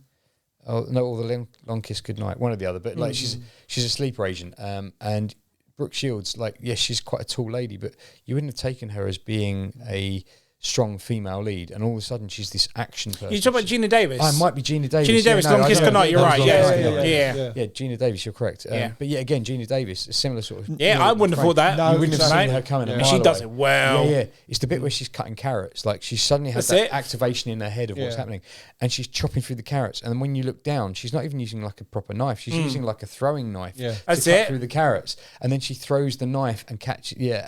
She throws the tomato and she catches it on the wall or something, with a knife. Unbelievable. And that's what I feel Mila Jovovich is. Like she's 100%. That sleeper kind of action heroine. And that's what I liked about this. Like she's unassuming. She does feel like you're damsel in distress until she starts kicking up. Yeah, big time, mate. And then Michelle Rodriguez playing that character that she always does, which is the really aggressive female lead. I've yet to see her in a lead where she's a passive character. But she plays it so well. Like even in Dungeons and Dragons, she is fantastic in Dungeons and Dragons as well. But yeah, there you go. Nice pick, mate. That's a good pick. Yeah. Howard. Come on, Number 3, sir. Zombies. Go on. Zombies. Oh, I think I know where he's going with this one. When there's no more room left in hell, the dead will walk the earth. This was on my list, and I took it off for my number 3 here. We've been at this for 4 weeks now. It's the same. Anybody who's watched this and seen my lists, number 3 is George A. Romero. Yep. All the way. The remake, yeah? So this one is 2004's Dawn of the Dead. Yes. The film itself is loyal to the original. There is a lot more action. There's a lot more gore. There are a lot more characters to follow. Absolutely. The ending has a different twist, and it's a bit ambiguous, which we kind of talked about with some of the previous installments. I mentioned last on the 90s that this probably wouldn't have happened without 1990's remake of Night of the Living Dead. You did, yeah. It starts off quite serene. A nurse returns home after a night shift. Anna, the character of Anna, and she sees her boyfriend stroke husband. She's talking to a little girl in the street who's playing, and everything just seems normal. She goes to bed. Stroke boyfriend goes to bed. Then there's a little bit of a commotion in the hallway, and the husband goes to see what's happening, and because this little girl has made her way into the house, and he's like, what's up, sweetheart, what's up, darling? Because she starts chowing down, and it just literally kicks off from there and does not let up for one single second.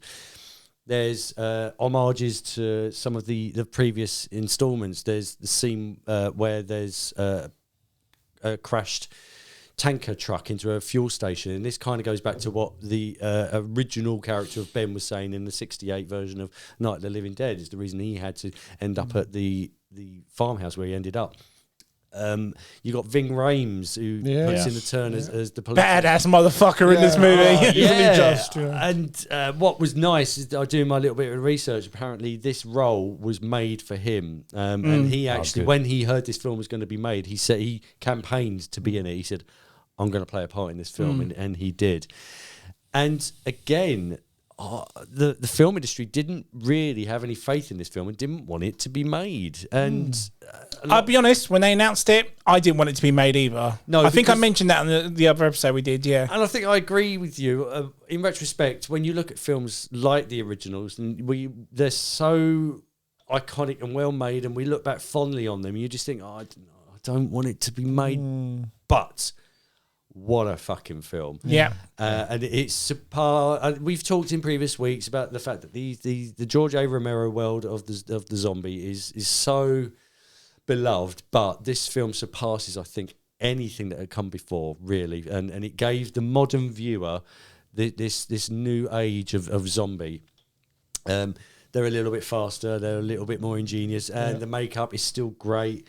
The gore is ever present. We've got, again, Romero's underlying, what's the word I'm looking for? He's put in the relationship elements, because you've got characters who are meeting for the first time. Yeah, Sarah Polley, isn't it, as the actress? That's right. That's right. Yep. Yeah, and they're building relationships, and there's women who are going to have a baby, and suddenly realise the baby shouldn't have been born because the lady carrying it has been bitten, and you got this tension, and there are tears, and there's a little bit of laughter. But I mean, I think the fact that this new version, given Romero's kiss, he said this is perfect, and it literally, I think you've coined the phrase balls to the wall. Yeah. I mean, Zack Snyder, this is my favourite Zack Snyder movie, apart from Watchmen. I forgot he even made this movie. Again, wasn't this his first Hollywood Was film? his first. So when he did Army of the Dead, I was like, yes, he's going back to zombies now. This movie's going to be cool. Yeah. No. Okay. But no, Howard, you're right. From start to finish, maybe a couple of montages, but it's fine. This movie does not stop. Doesn't. Like, Just there's keeps so going many, and keeps going and keeps going. just the simplicity of like, oh, we're going to go check the parking lot, for example, see if there's any fuel. How nail biting and how tension building it is every time, and how he sets the scene that the lights go out and it's just a dog there. But then the next minute there's a zombie with no legs that's going to hanging off the wall and bite a guy and whatnot. Just, there's so much to it. Even you mentioned the zombie baby, for example. Yeah. Like the partner wants the baby to be born, so he ties her down, doesn't he? And whatnot. Yeah, because she's turning. But how Zach makes, because they do it in like a nursery. It's like a what we used to have, a little mother care sort of shop, isn't it? It's the American version. How of he Mother Care, makes such an innocent shop so evil and so like foreboding. That's the word, foreboding. So cleverly done. It's my favorite film of his ever. Yeah, I think so, and I agree with you on Watchmen, but we'll talk about that another time. I won't bang on about this. I've done the world of the living dead to death, quite literally, for 4 weeks. Are we still going with zombies on this? You think they're still zombies, or you think they're infecting this? Well, I only ask because the way the girl bites the guy at the beginning, and literally in seconds he's infected with like in the 1990 remake of Night of the Living Dead, you hear on a radio announcement, it's either a television or a radio announcement, that I think it's a satellite has crashed to Earth, and there's this virus or something. It's brought something from space, hasn't it? And it's come into the atmosphere with it. Yeah, and this is the day after that has happened, and I think they're still carrying on that theme. So, like 28 days later, they're now suggesting that they're infected. They're infected, but it keeps the body moving. It keeps the brain alive. So even if it does kill them, it's not necessarily the supernatural. They're not dead. They're not dead. No, they've not been brought back to life by mystical means. No. It's a virus. It's a bacteria. It's something that's keeping them alive. So I think it's the same sort of line. Yeah. Okay. They're not total zombies. But that's good. You make it sound like the general public, mate. Don't we just know that? And I think that little change is beneficial to the remakes, especially this one, because it gives the audiences something new. They're not just zombies; they're something new, and this is why they're behaving slightly differently. They appear slightly differently, and all for the benefit of this film. I'm so glad you put it in there, because I was like, God, I took mine out because it was literally number 3 as well. But no, I took it out. Yeah, I had to do it. I thought, well, look, I love it, mate. It's a great movie. Yeah, honestly, it is a great movie, and that ending, I think that ending, because it's similar but different. very similar but different, and the handheld camera footage right at the very end, and you're just like, oh fuck, I wasn't expecting that to happen. And again, characters that you've come to love because they've played out so well. Yeah, absolutely. So well. Yeah, and this is what makes a great horror film, because some films you can watch and you just think, I didn't give a shit about any of those characters. No. I don't care that they died. I'm No. not even. but even the character of CJ, how he turns, how he's such an evil boss at the start, and then you're like, no, you really want him to survive in the end. You do, because it's sold so well, and I think we've talked previously about, John, with 28 Days Later, the virus, the zombies are in the background. It's the best horror movies are where the horror is a secondary thing to what's going on in the main characters' lives. They're trying to survive. They're trying to look after each other. They're trying to care for each other. They're trying to escape. The horror is something that you should think about in the background compared to the fact that you want these characters to live, survive, and be happy. And that's what this film does in particular. Yeah. And you do. You at the very end, when you just think that they just got away with it. Yeah. But again, I'll leave and if you know, you know. I'll leave that where it is. Nice, mate. Good pick. Very good pick. Very good. Right. My number 3 is going to be A Clash from Mario, I reckon, at some point. I think it's going to be. I'm not sure. See. But my movie was going to be a movie that was going to hopefully take another set of movies into a direction. Unfortunately, didn't. But mine is 2007's Grindhouse, a double feature. No, so I didn't put this on here, and I was umming and ahhing about this because I really love this film. Right? Yeah, 100%. But the three films in one, like I fucking love these. Yeah. But no, I haven't put this on my list. Wow, yeah. I really thought you was because of Rob Rodriguez alone. Rodriguez, he does put it up there, but hey, still sticking with zombies for everyone because Planet Terror is Planet Terror. So is this what we're going with? Planet Terror, not no, Grindhouse. The original Grindhouse had both of them in. Yeah, because it was the multi-feature thing that Tarantino wanted to do. He wanted to create a back-to-back movie. So you go to the cinema, like you used to in the old days, wasn't it? So you stay there for the day or the morning, and you watch as many kind of films as possible. But rather than him do 3 releases, it was like, here's my release, and it was 3 films in one. Yeah. So or was it 3 or 2? No, 2. It's only 2 movies, but they had. But yeah, we'll go into that. So like an intermission between them. But like Mario said, it was like it was just the way it was done and designed, like it was the original 70s and stuff. So at the start of the movie, you've got like the old abbots used to have for your food and stuff and all that, whatever. Then you had Rob Rodriguez the first movie out the 2, which Rob Rodriguez's Planet Terror. Yeah. A zombie movie with a star-studded cast, obviously with Rose McGowan and her machine gun leg. That's it. It's like a gas that turns people into zombies, it's like a biochemical, if you will, sort of thing. But very typical, shot in the style of a 60s. So you got all the grind in all the specs in the film, the grain in the film, and all that sort of stuff, isn't it? And then, like John sort of said, there's an intermission between it, but. Funny enough, they actually got other directors to direct 3 different trailers for movies that will never ever see the light of day, but they're done so well. There's 3 trailers. So Edgar Wright, the guy who did the Cornetto trilogy, was originally supposed to do Antman as well. It was, exactly. He done the trailer for Don't, which was done with all the cast of Spaced. If you ever look at it, you'll know what I mean when you see it. Rob Zombie did Werewolf Women of the SS, which I would love to see as a movie because it looks so good. Yeah. And then Eli Roth got Thanksgiving. So this movie came out in 2007, and Eli Roth has only just actually got to make this movie last year in 2023.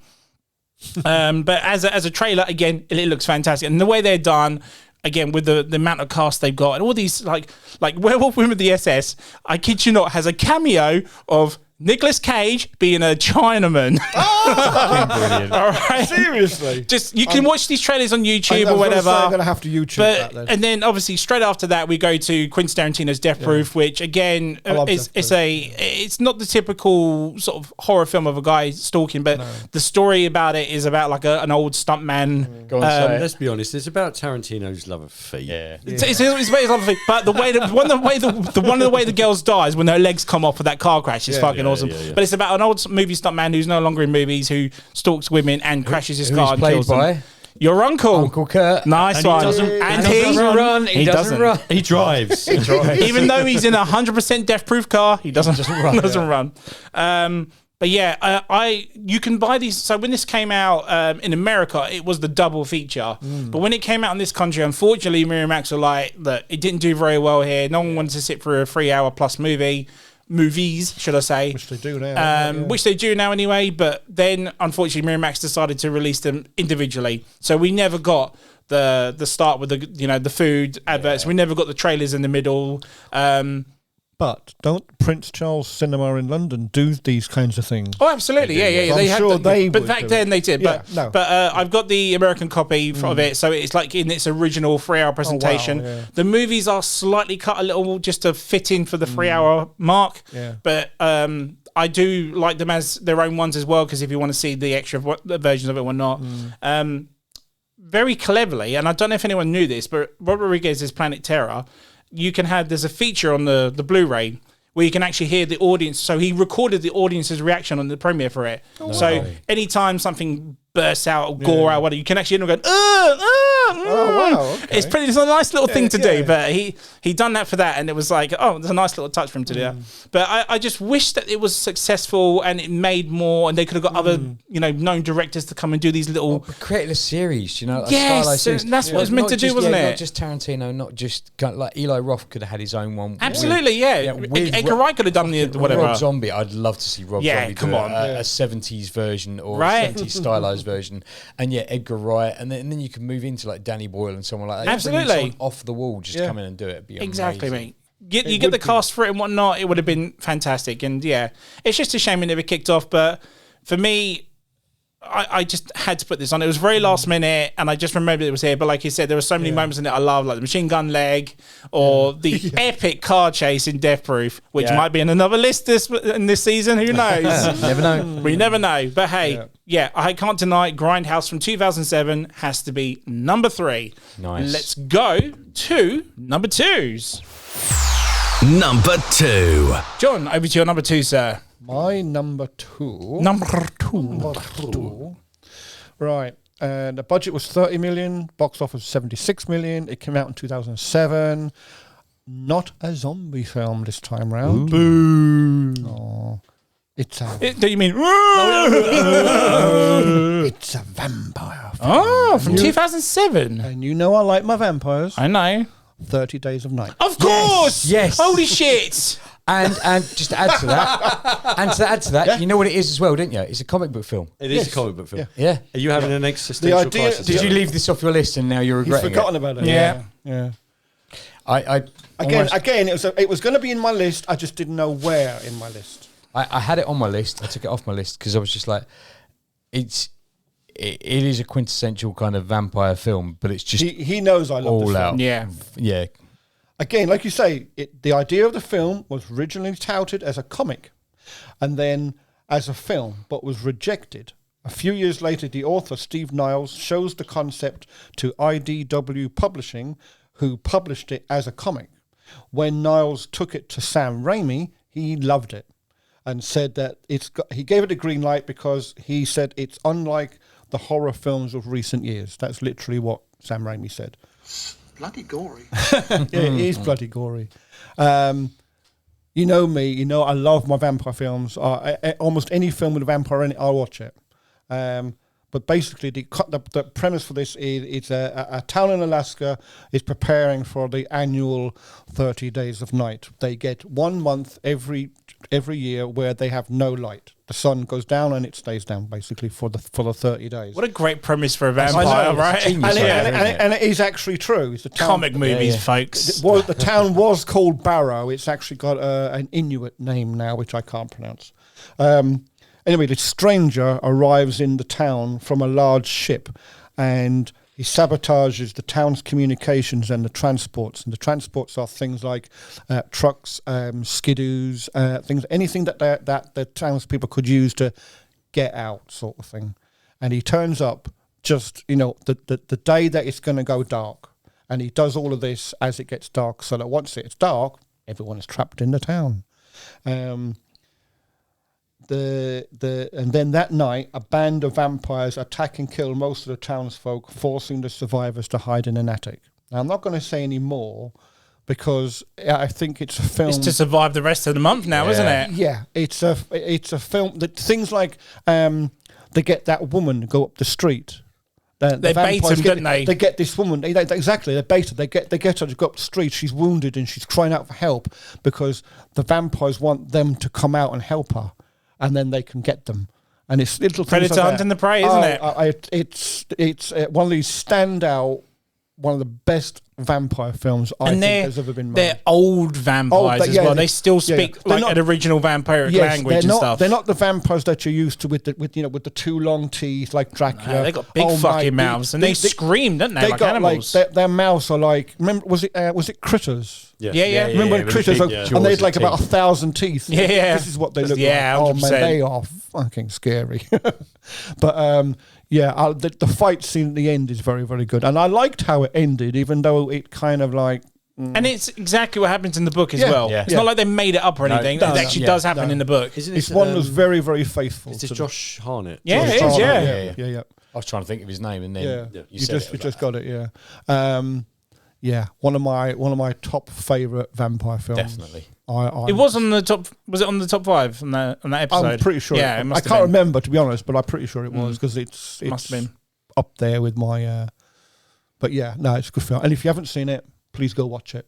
You won't be disappointed. Let's put it that way. Very good pick, sir. Yeah. I'm pissed off. It's not on my list. Finally got a film that he didn't have. Well done, mate. Well done, sir. No worries, mate. Mario, number 3, mate. So my number 3. Number 2. Number 2, big one. Number 2. I'm having a really big number 2. I'm sure it's not. Well, this one, it might be. I'm sure it's not. So, you have to clip that bit. Yeah. This is from has Nicole Kidman in it and Christopher Eccleston. We're going away from your kind of generic kind of zombies and horror icons, such as we're going to a ghost story. And this one is The Others. I was just going to say, is it one The of the Others? greatest twists. I haven't seen it in a very long time. It's brilliant. So a mother and 2 children moved to a house in New Jersey in the country just after World War II. And while they're living in the house, they're living a kind of exclusionary kind of religious lifestyle, very kind of the way don't do this, don't do that, and the kids have got what seems to be like a skin disease, almost similar to porphyria. The sun burns them and hurts them. And the mum's trying to keep them safe in the house. The windows are always shut, or the blinds are always shut in the house, the curtains are always shut. And anyway, the girls start hearing voices and stuff, and she starts hearing voices, and then this woman appears to her one day, and it's got the voice of her daughter, and it's this old lady in a kind of gypsy shroud and all that. It's fucking creepy, this old lady. Yeah. And the house itself as well. The house is kind of relatively empty as well. So for a family that have moved into the house, there's not a lot of furniture. The furniture's covered up in quite a lot of the rooms. And you kind of follow through Nicole Kidman's kind of trying to keep her kids alive and safe. And they vanish and they come back, and you kind of get this thing, and it's got a wonderful twist. I am going to ruin this twist because it is kind of it's like 24 years old, dude. It's fine. The thing with this film is you go through it, and the characters you're left with is Nicole Kidman and you're thinking that you're in World War II, and the twist is they're dead. Yeah, the woman is kind of coming to exorcise her and the children and run a seance, and it's not until last knockings, like they carry this all the way through, and there's hints of a modern family trying to move in and all this, and they cat all the way through right up until the end, and then you realise, oh shit, the whole way through that, they have just been dead. I've just watched someone in a house for almost 2 hours. They were ghosts, and they were ghosts the whole time. But it holds you to that, and like you say, there's the creepy things. The old lady, like her eyes roll back in her head, sort of thing, and she has that kind of whole theatrical seancey thing. But the house as well, the creaks, the things, the kids, how injured they get in the sunlight. But it's their perception. Yeah, and that's what I love about this. Yes, because you see it from the ghost side. You're seeing it from you're seeing it from their side. The ghosts think that the people they're talking to are spirits and ghosts from the other realm. And that's the thing. That's like. It changes. It is a different realm. Isn't that the theory? Like when you die, you're not meant to think you are. So that's why it's You're on a different plane. It was the whole thing, like the Sixth Sense, wasn't it? Like, that's right. So Bruce Willis's character, the whole way through it, he's kind of chatting to the boy. But but the thing is, that was given away straight away, and no one got it. No, it is given away straight away. You're quite right. When he goes, I see dead people, and he's like staring straight. Yeah. My favourite scene in the others is where Christopher Eccleston comes home from war. Yep. And he spends the night with his wife. Yep. And the scene where they're lying in bed is the biggest giveaway that nobody notices because you're not looking for it. Where they're lying facing each other, but she's basically in the position where she died, and he's in the position where he died because he's just lying there with his eyes wide awake. Yeah. If you look carefully, if you go back and watch it, you go, oh my God, they're both dead. Yeah. But the bit is like, so you're with Nicole Kidman's character the whole way through. What you don't realise is how horrible she was because she killed herself and her children. Yeah. And Christopher Eccleston's character knew this, which is why there's so much animosity between the two of them. Yeah. But he's basically saying you don't understand, you don't get it. It's all so your well fault. done. It's a very, very well done film. Such a great ghost film. Completely forgot about that as well. It was a good shout, mate. Thanks. But it's one that stuck with me. Like so. Nicole Kidman I've always kind of liked as an actress ever since BMX Bandits, and she's on my totty list. Yes, but in this, like, she just carries this whole through, and she's quite an ethereal character, like actress anyway. Like she carries herself quite. She does. Yeah. Quite kind of not floaty is the wrong word, but very kind of ethereal. And she does that same thing. She's very prim. She's very proper. And she is very mumsy as well, very maternal. And then you get to the end of it and you're like, wow, you were an absolute arsehole. And you didn't It's a very good ghost story film. Exactly you that. know, it's a good film for Halloween. Yeah, you definitely. know, like you say, the twist at the end is just so. I mean, I think you get to a point where you suspect it as you're going along. I'd be honest, I never did. But your brain's kind of telling you, nah. Well, and then you get then like I said, then the end of it, you're like, it's so good. This was the thing with this because I got to it, and there's a point in the film you go, she's dead. Yeah, they're dead. Yeah. And then I think she mentioned something at some point about her kids, and you know, and you think, oh, she killed them, or something like the kids are dead. Maybe she's alive and she's regretting it, and like. But no, like it's a murder-suicide sort of situation. And that was.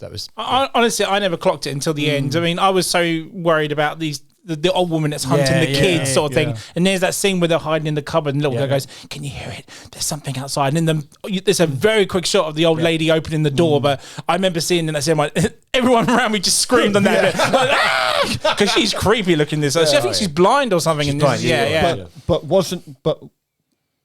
to me, that was to take your mind off of the trying to guess the story, because these other things were happening. Because I found the minute your brain starts to think, maybe this old lady will crop up, and it will take your mind away from it. Yeah, it's diversion. Very, very clever film. Yeah, very clever. Yeah. There we go. My number 2. Very good pick, mate. Good. Come on, H. What check out? We all like a certain actor from a certain franchise, and I slightly alluded to this last week. My number 2 is 2002's Bubba Hotep. Yes, so you did mention this. Yes, I was like, I know he's going to pick that. Yes, yeah. It's Ash. It would have been one of my honourable. Bruce Campbell as Elvis, isn't it? Bruce Campbell as Elvis Presley. I mean, man, come on, good. But he's not Elvis Presley. No. But he is Elvis Presley. Yeah. He must be in his 60s. So the time that this takes place, this Elvis, who claims that he is Elvis, but he's been in a coma for about 20 years. The nurses and the people who run this care home that he resides in know him as Sebastian Haff. Now, Sebastian Haff is an Elvis impersonator. Within the context of the story, Elvis got sick and tired of fame and wanted to take a step back for a year, 6 months, and he got this Elvis impersonator to take his place. So, the crux of the story is that whilst the famous Elvis, now the Elvis impersonator, is living that life. The fake Elvis, the Elvis impersonator, but in fact the real Elvis, slips off of stage at an Elvis impersonator concert and breaks his hip and slips into a coma. So, real Elvis is Sebastian Haff, ends up in this residential care home. He's now woken up and he's telling everybody, I'm the real Elvis. I'm the real Elvis. You think, this is very good. This is very funny. There's also another resident who claims that he is John F. Kennedy in a wheelchair. Well, this John F. Kennedy happens to be a black man and looks nothing like John F. Kennedy, aside from the fact that this guy is alive. Yeah. So you get the little interplay between, I think his name is Ozzie Davis, the actor that plays John F. Kennedy, and you got the amazing, the immaculate Bruce Campbell as Elvis, and this little relationship is brilliant, and they live their lives day to day, and they're sort of companions in this establishment. The other residents start to disappear. Some start to die, and this becomes a little bit suspicious.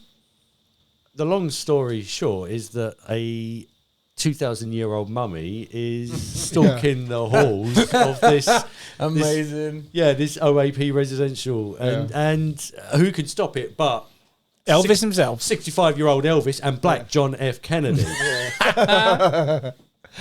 The story is bizarre and it's very funny and it's brilliantly acted by the main leads, and I say this a lot. I don't want to spoil it because I really, every film that it's say, good to be I watched. want you to go and see it. So to tell you the plot would just tell you it would ruin it, but it's a B movie and it's made so very well done that by the end of it you just think that could be a true Hollywood production. There's one scene where Elvis, in his Zimmer frame, he's facing off against this zombie, and he's going, "Oh, come on, don't let me do my stuff," and because he's doing all of his Elvis kung fu, and I just think brilliant, because the other week when I said about Bruce Campbell acting his way out of a paper bag, this is one of those things, because he is a character actor, and you believe that he is 65-year-old Elvis.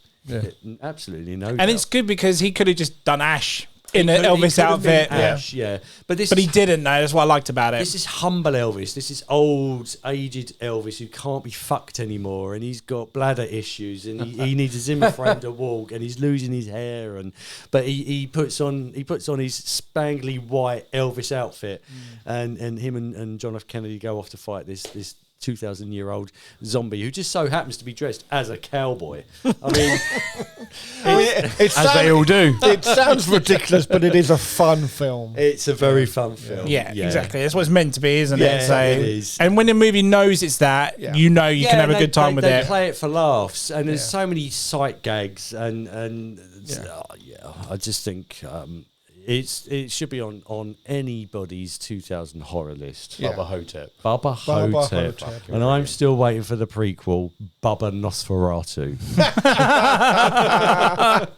Should have been like a trilogy. That would have been awesome. Should have been a trilogy, but really, has he ever said he'd go back to it or anything? Or I think so, yeah. But I mean, without spoiling it too much, Elvis dies at the end because he sacrifices himself for the greater good. And the greater good. The greater good. What is interesting, so the man sat opposite me likes Phantasm as a series. Now, Don Coscarelli, who directed Phantasm, this is his film. Oh. Yeah, and I think you can tell that a veteran has made this film. Yeah, but I won't say any more about it because I didn't know who was in with director that. Don Coscarelli. Nice. My number 2 then is The Clash with John's number 5. My number 2 is Trick or Treats. Now, John did sort of sum it up, but I'll sum it a little better for it. This is Halloween if it was Pulp Fiction. Yes. Yeah. Okay. Now, these are 5 ghost stories intertwined, beautifully connected with one another throughout this whole movie.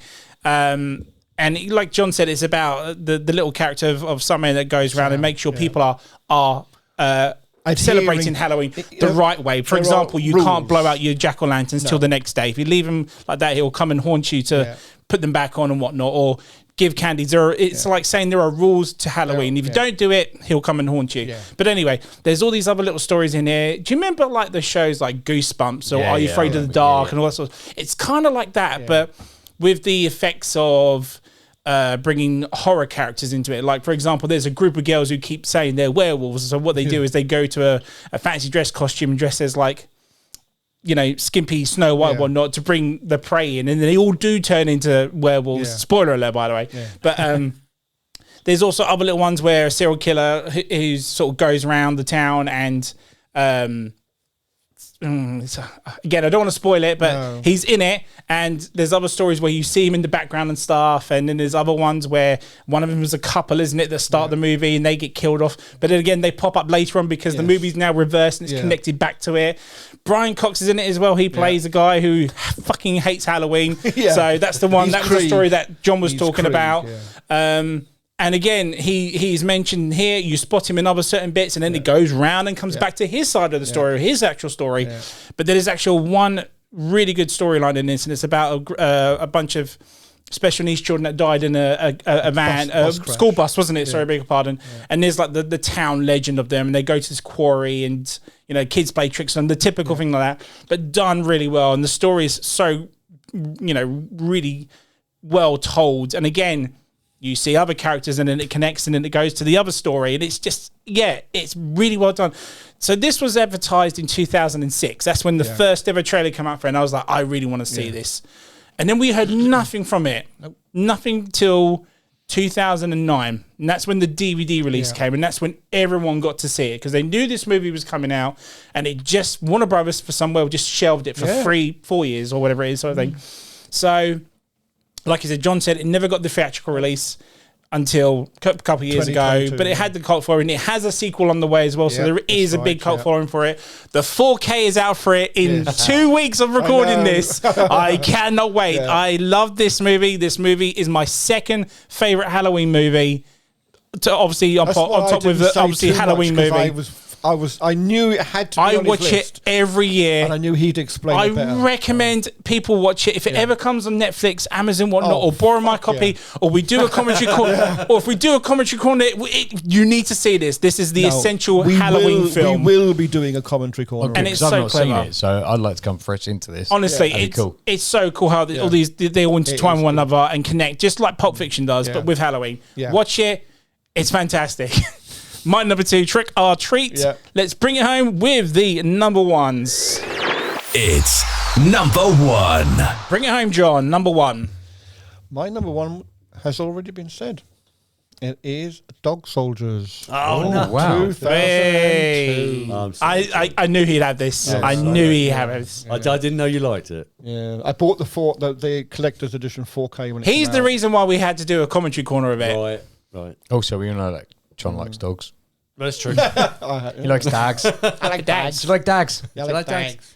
Anyway, the budget was 2.3 million. The box office was only 5. Like I say, it's a UK film. You know, blah blah blah blah. It's a cult film now.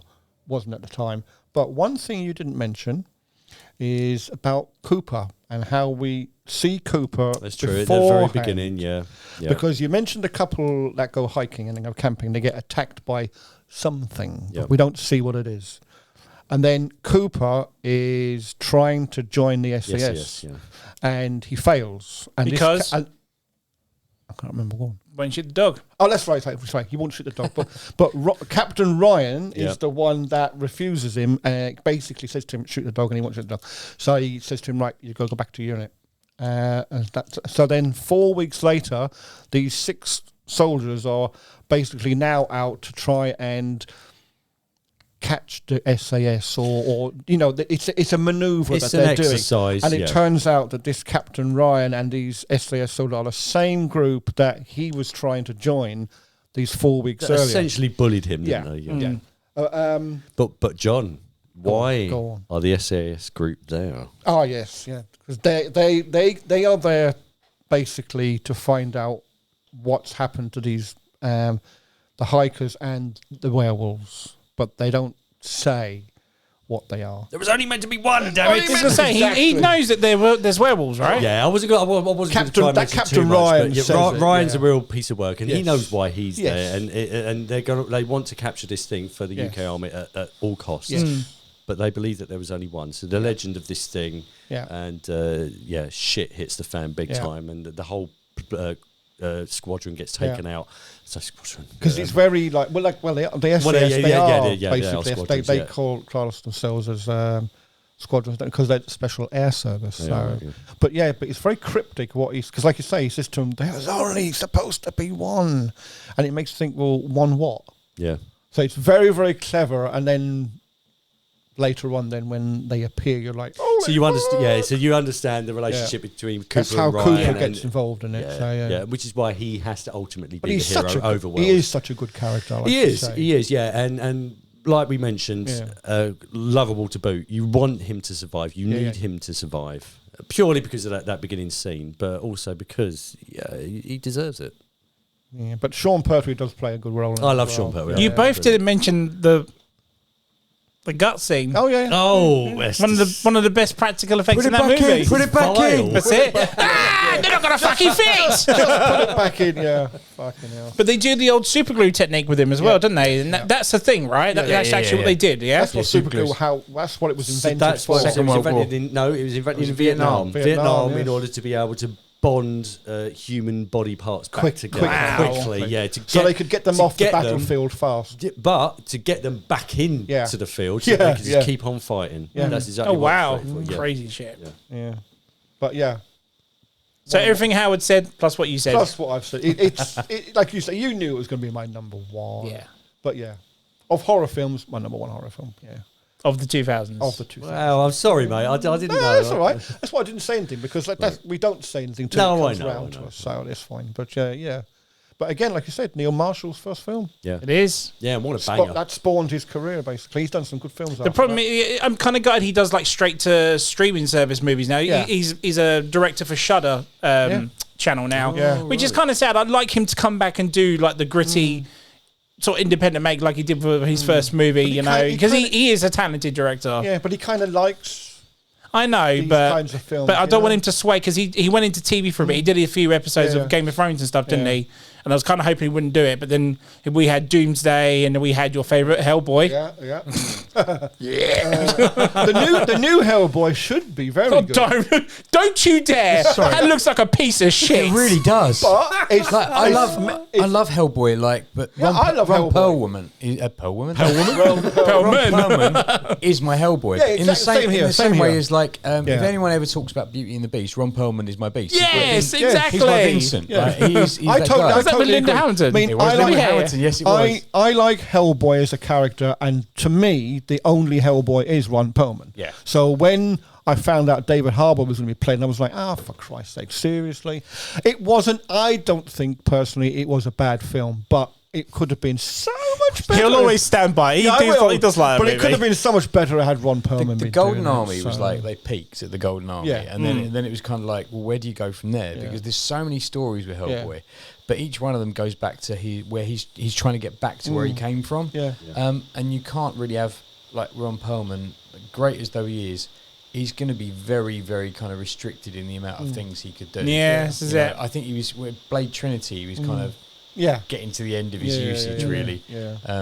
But this, I mean, at the end of the day, Hellboy is a comic, and this latest film is meant to be stop defending it. It's going to be wank. I haven't seen it, but I don't know, do I? So every time you watch the trailer and you decide for yourself. It looks terrible. The trailer doesn't look great, to be fair, but but nice pick for Dog Soldiers at your number one. So let's go to Mario's number one. So mine is a mate of Robert Rodriguez. We've mentioned him already. He did an advert. It is Eli Roth's Hostel. Oh, you picked that number one, really? That was the one that made me feel like shit. Wow. Scared the living shit out of me. I remember that. Because it starts off as again, like quite a lot of these picks actually. It starts off as a completely different film. So it starts off with pretty much how I wanted my teenage years to be. Like, I'd go off into Europe. Backpacking. Go clubbing, meet girls in hostels and have orgies. Which the film starts off that way. Like, they're in Amsterdam. One of them has just split up with his girlfriend. It was a bad breakup, and his mate is just an all-out perv, and he's just trying to get him kind of laid. And then they go to Slovakia. And when they reach Slovakia, they bump into these two girls. And they're like, oh, where are you staying? Oh, we're staying at this hostel. And that's where it kind of goes downhill. They live that life that you kind of, great. That was a great night of, debauchery and sex and all these new girls. And then from that point forward, they wake up and they're in shit. Like, they are being held prisoner. It turns out that they're now in a club where people get to choose how they kill and who they kill. And they pay big money for it, don't they? And they turn out in one of these scenes, I can't remember which one it is, the guy turns out to be one of the guys they've met previously in Amsterdam. Yes, and right, yep. And he goes, I paid extra for the American, and it's just fucking nuts. The thing about this that got me, so when I was really young, I did my Achilles tendon in. Oh, shit. I was running, and that make my leg hurt. my Achilles tendon went on me, and I had my leg in plaster for about 6 weeks, like he had a broken leg.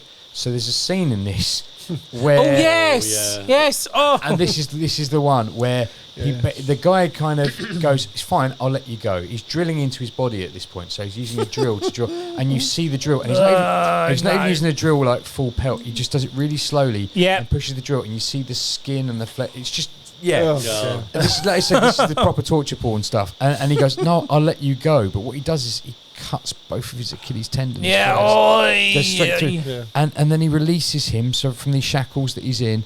He goes, okay, you can he go. Can't stand up. No. Oh no, he stands up. As he stands up, his foot, because the Achilles is the only thing holding his foot to his leg, just collapses and falls forward, and it's doubled over himself. And it's just like, oh, that's fucking vile. The chainsaw scene where they meet an American who's a part of the club and he's killing people, and he's already told them how he's going to do it. He's got the chainsaw, and he goes up to his mate who's just managed to get himself out of this. He swings the chainsaw, cuts his fingers off, the blood splurts on the floor, he slips on the blood, the chainsaw goes up and kills him. What's her name? I forget the character's name now. Hana or Kana, where they meet her for the first time, and the guy's he's popped the eyeball out. But it's quite sad because later on, like, she's escaped it all. She's made her way out. That's right. And she sees her reflection in some glass, and she just steps out in front of a train. And just she's like, I don't want to live with that face. No, that's it. And she just walks out in front of the train. It is like, this is proper horror, because it's like, I would never stay in a hostel. Like, you guys are like, I wouldn't go in a loft. I wouldn't go. I wouldn't. Natural body water. Natural body water. I won't go and fucking stay in a hostel. No, no chance. Like I don't care who's inviting me. You could have a topless bevy of babes in this room. I am. It ain't not happening. Going in there. No. The most horrifying part about this whole prospect is that this, above Saw, above any other type of horror we have talked about, this is 99% away from being real. Because at no point is it. I know the fantasy kind of aspect of it and the made up aspect that is the fictional. Holiday resort for killers, essentially. You can go to this hostel and you can pick your targets. But there are urban myths about Eastern European... The dark web. The dark web. The hardest game. Isn't that where the idea for the movie came from? He found he found like a site in Thailand where men pay to shoot themselves to pay for their family or something, isn't it? It also was a part of the... at the time, there was the thing about the guy that had said that he wanted to be eaten alive. He'd signed a declaration to say that he was willing to be eaten by cannibals or someone who wanted to eat him. It's just fucking weird. And the whole situation with this is like you say, it could potentially happen, because at no point are they, like in Saw is building contraptions and traps. And they're really fantasized and kind of, the more extreme the better. This, they're using tools and implements, and they're not doing like things to kind of kill you instantly, like when they pop out I think her name's Kana, but they pop out her eyeball, and then they use the blowtorch to torch the nerve and just all that sort of stuff. It's just proper fucking horrible. the cutting of his fingers off, the slitting of the Achilles tendons, and the fact that the recruitment drive is basically they're going to get students out, and they really want the Americans. This was the thing as well. Like it was like we'll pay extra for the Americans. We paid for the big sport. It's just that next step into horror, and this was torture porn at its kind of most kind of weird. To that extent, although it was based in Slovakia, it was actually banned in the Ukraine. Yeah. Was it really? Because of this, and I believe it still is. And there because it probably does happen there. That's why. More than likely, it's a bit too close to home. And there's scenes that just I can understand why it was cut. I can understand why people don't want to watch it. If you want a scare, it is kind of there because it shows what is potential. In a world of like sickos that we keep getting more and more of them in this world. This kind of, I don't think it kind of encourages it. I think if anything, it just goes, these idiots are out there. Just fucking watch yourself. Absolutely. It is a scary film in a sense, like you say. There's no contraptions and things. It's something that literally, like Howard said as well, it literally could happen, and that's, I think, is the good part about it. It's the scariness of it. Your brain's going, fuck that.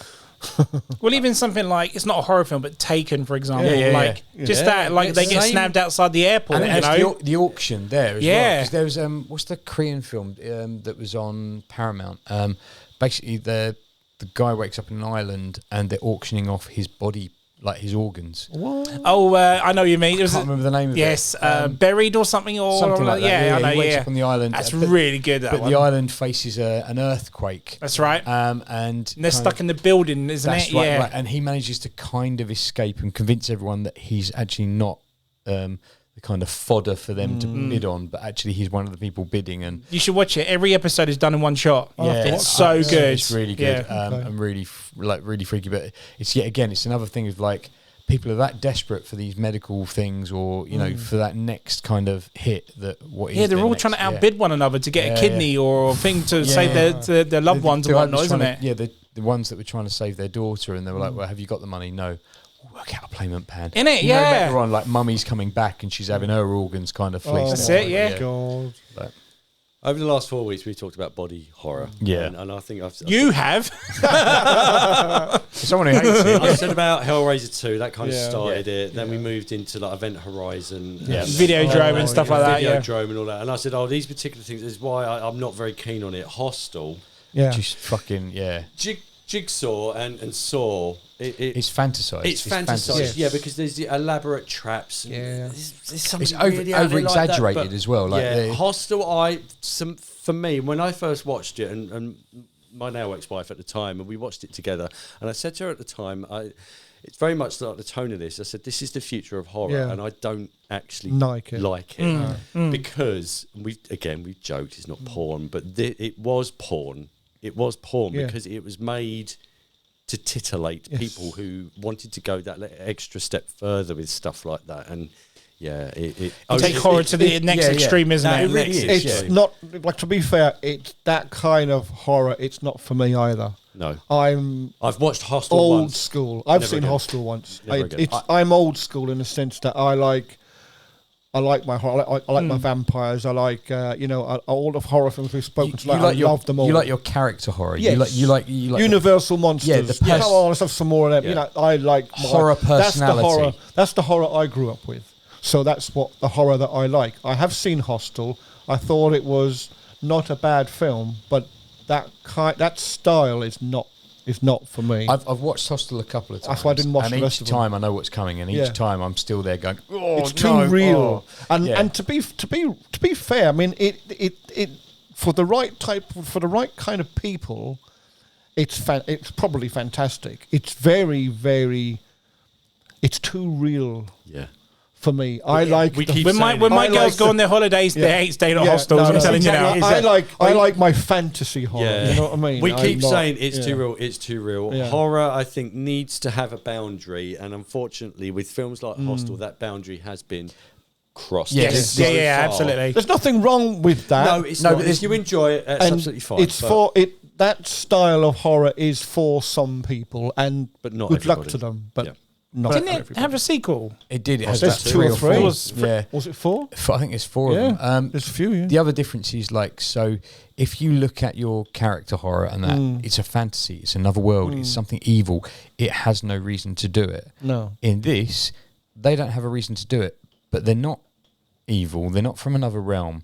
They're your next door neighbour. Yeah. They're they're your That's what's. They're the doctor you go see. they're or your whatnot. school Yeah. teacher, they're your dentist. Do you know what I mean? Like they are everyday people who have just decided, do you know what? Today I just want to kill someone, and this is the way De-stress. I want to do it. Yeah, it's exactly it. Yeah. We have they have those stress rooms at the minute where you can walk in, you can smash up a TV or Yeah, that's something. right, yeah. And I look at some of the technology they're breaking, and I go, I want that. I can Yeah. fix that. Yeah, Like, yeah. There's a lack of them in the Yeah. world, and the world will be a better place with CRT monitors in it, or Yeah. CRT screens in it. And you're smashing it with a baseball bat. Yeah. This is the kind of same thing. The difference is like the world could be a better place with that person in it, and you're just destroying them systematically for your own entertainment. And that's the thing about that film is like it gets you. Like it's like, oh, why do you need to do that? Why do you have to hurt someone in that like way? shock horror to the nth degree, in a sense, isn't it? Really, Yeah. 'Cause like I said, everything has its place, and you can divide horror into as many categories as you like. This would be one particular category. It's not a category I want to go any further in a sense. I'm happy with all the other things, not so much that. Because if you go back to the films that I've spoken about already, so if you go Saw, if you go to the end of the Saw franchise, you realise why it's being done and why he's doing it to these people. If you look at I Spit on Your Grave, there is a purpose to what she does and why she's doing it. When you go to this, it is people being assholes for their own human beings doing these things because they're just vile. Because they're able to. psychopaths, or they like have you no say, emotional money attachment money to the human. talks. Because human beings can be vile. But Nice. Yeah. Anything else on Hostel? That's my number one. Hostel 2005. Eli Roth. Good pick. I honestly completely forgot about that movie as well. But yeah, very good pick, sir. Howard's number one, sir. Number one. It's been 20 years since this film was released. It's just getting its anniversary. It's 2004's Slice of Fried Gold. Shaun of the Dead. I was just going to say Shaun of the Dead, yeah. Shaun of the Dead. Zombies again! Yeah. God damn. You're putting this in the horror category. Of course I am. It's a rom-com. Zom-rom-com.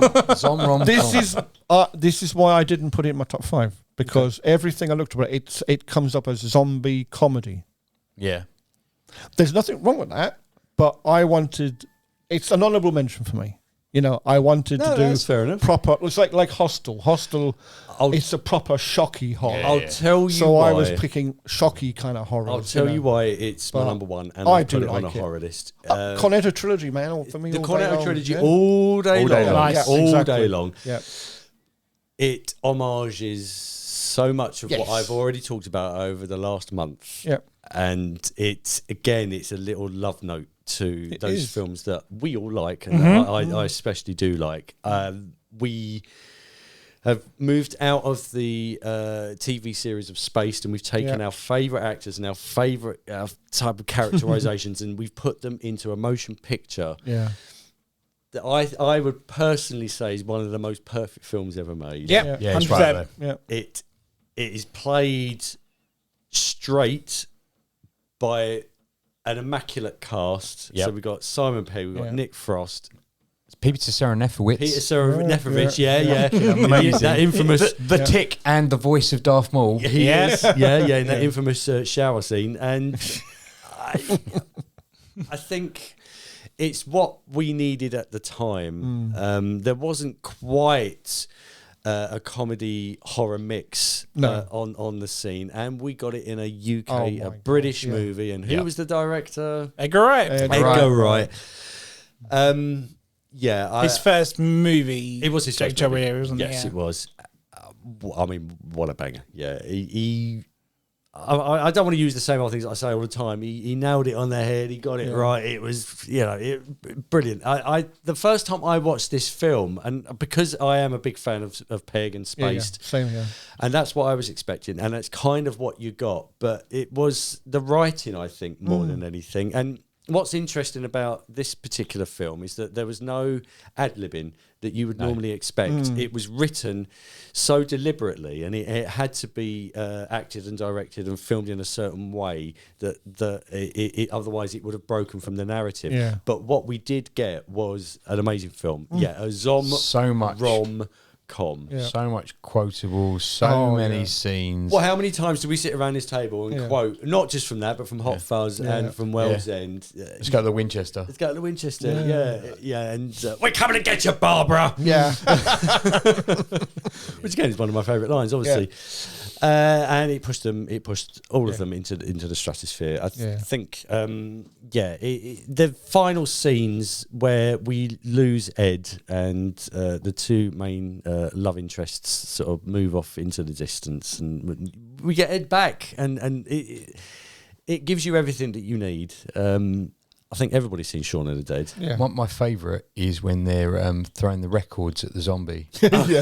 I think so many situations in that film is like a British person would do that is a thing. But it's when they stop there, they're pulling out and he goes, Purple Rain? No, You hear for the Pac-Man soundtrack. What? Sade? Yeah, get rid. But it's like my moments when they first see a zombie in their living room, and Nick Frost is like gets up, he's like, fucking hell, but then Sean's like, oh Jesus Christ, he's got an arm off. It's such a British thing to say. Everyone else would be like, no, let's go out the door, whatever. But the zombie that appears in their living room is dressed like a groom from a wedding. Yes. Now in Night of the Living Dead, who do we see right at the beginning? What, the original? Yeah, the original. Yeah, that is meant to be an homage to that scene there. Yeah. Really? Yes. I didn't know that. Oh, okay. Okay. Yeah. But obviously it makes sense because they do lots of homages. They do. Oh, okay. There's lots of background stuff in that film as well, where like at the beginning when everything's normal. And then I love. You see characters in the background. Yeah. And then the long shot to the shop. And then when everything goes to shit and they go out in the street again, those characters are in the same place. Yeah. But they're fucked because they're all zombies, or they're fighting off zombies. Like there's the old granny in her front garden. Yes, It's just the car across the road. It's in one piece in the first bit, and then the next bit it's got like a hole in the windscreen and stuff. Yes, But you don't know. You need to watch the film like 2 or 3 times if you go to on realise YouTube, all these. Bits. If you go on YouTube, somebody has put those two scenes side by side, and bar a few fractions of a second, they marry up identically as to what's walks going on. Across the street, hello mate, sort of thing, without even looking up, because us British people, you don't kind of have eye contact. You're like, yeah, all right, mate. I'm not going to talk to and my that's neighbour. the way. It just what makes me laugh so much about it is the fact that he, like you said, the second bit where he walks across the road and all this shit's going on around, and he's oblivious to it. He walks down the street past the shop, and they're beating the crap out of each other. He goes in the shop, grabs the milk, puts the and you can hear the guy in the background, but he's like the observational humour. I think is absolutely spot on, isn't it? It is. Yeah, it's a good, very, very good film. It's a great blend of the comedy side, but there is moments it's serious as well. When his Very stepdad serious. dies, he gets emotional. But spoiler alert, when his mum gets infected, gets bitten by the zombie, it's really it's quite heartbreaking. You do, and it's Kenneth, isn't it? His father, his stepdad's name is Kenneth. But he actually says, "I do love you, Sean. Yeah, I did love you," and then you actually feel it because that whole time you believe that they had a broken relationship, that he didn't care about this son that he'd inherited through marriage. But he said, "I love you, Sean," and you just think, "Oh fucking hell!" Now look after your mum. That's a good boy. Typical dad thing to say, and it just hits him. But that part when the mum goes, it's just like it really gets me. That part it does. And then there's a scene later on where he's like, "Do you know what? I don't think I've got it in me to shoot my mum, my best friend, and." And my girlfriend in one. But Simon Pegg goes, "It's my mum." Yeah. Just, oh Christ! Yeah, almighty. that's what I'm saying. Which you would do. Yeah. The scene in the Winchester right at the very end. Yeah. Just go to the Winchester and let it all. It's not loaded. It's not even loaded. Bang. And dogs can't look up. No. Also, your favourite TV show channel pops up in the Winchester when they're going through the TV. Yes. And it's Bravo, yeah. And it always says, stand by for whatever. And Bravo's in the background. They flick through Bravo, don't they? So everybody loves a bit of Bravo. But it's my favourite. Is it your favourite of the trilogy?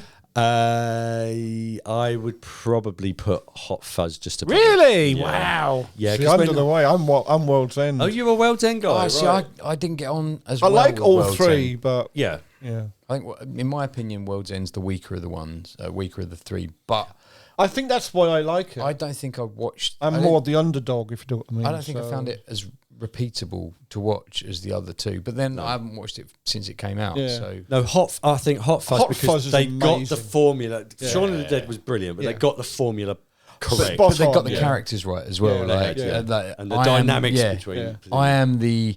This is everything. This is everything to me. I'm going to concentrate. I'm going to be a super police Yeah, officer. exactly, This is yeah. it. This is it. And he plays the same character in Shaun of the Dead. I'm going to work at this store. I am, the model employee. Yeah. It's a shit job, but I'm going to be really good But at it's it. my He- job, sort of thing, He yeah. plays his character straight, and then Nick Frost is the. Yeah, but fuck it. Yeah, Yeah. Always. You've always got one mate that's like that. So Yeah. it's so relatable. Yeah. I think like you say, we went from that, they went into Hot Fuzz again. Same time, he's mad for the job. They're all trying to get rid of him because he's making them look bad, sort of thing. You get all that, that's fine. But I don't know. There's something about World's End for me. It is the World's weaker- End has It is the the weaker first of the half of three it is films. brilliant. Yes. All the characters are fantastic, and I would love the movie to carry on with just those characters until the alien thing came in. I thought that's when it changed it. Yeah. But even Simon Pegg to this day says that Gary King is his favorite character he's played in any of his movies, Yeah. and I wish World's End had its own thing. It Yeah, because, like, you didn't had- need the alien part in it. But this is it, though. You see, you had zombies in the first one, then you had the cult in the second one, and then aliens. I in the know third one. it makes get sense as a trilogy, but I get it, but- I just as a film they could have done it without Yeah. that. But yeah, Do you want anything from the shop?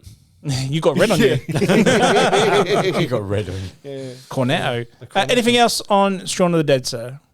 Nothing that needs to be said. Nice. Right.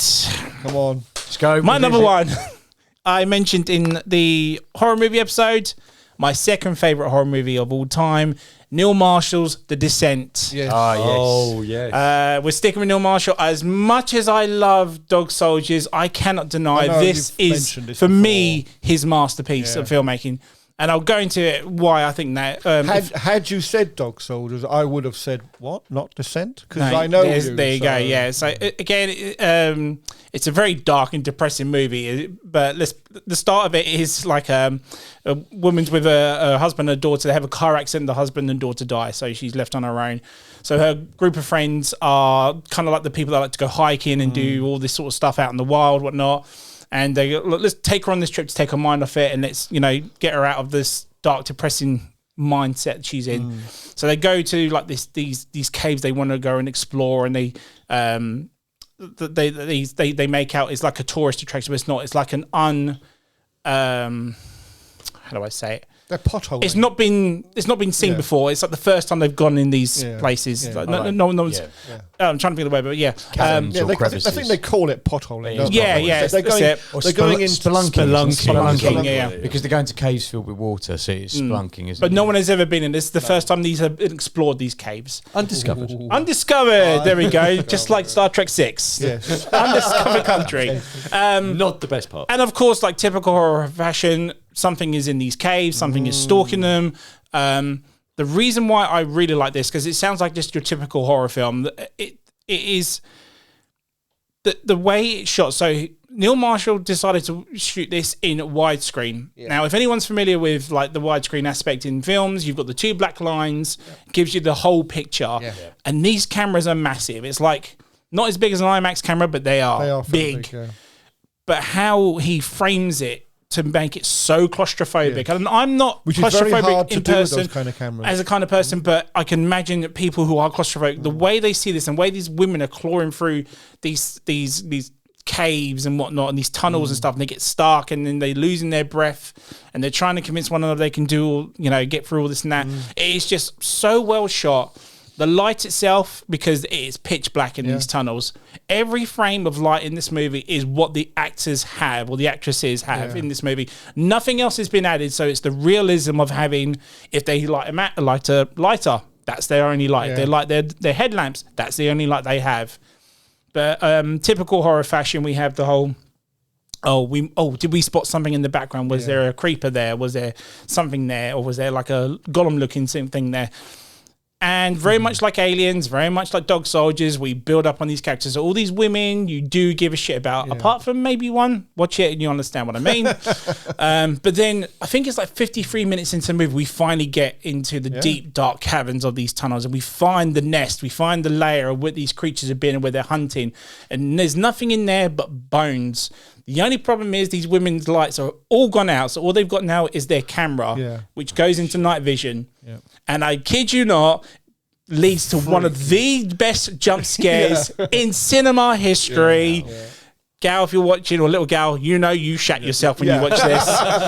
But I don't want to spoil it, but it is so well paced and it's so well timed and the jump scare hits you. Even though you know it's coming, it's going to hit you. Last time I watched this, I watched it in my living room.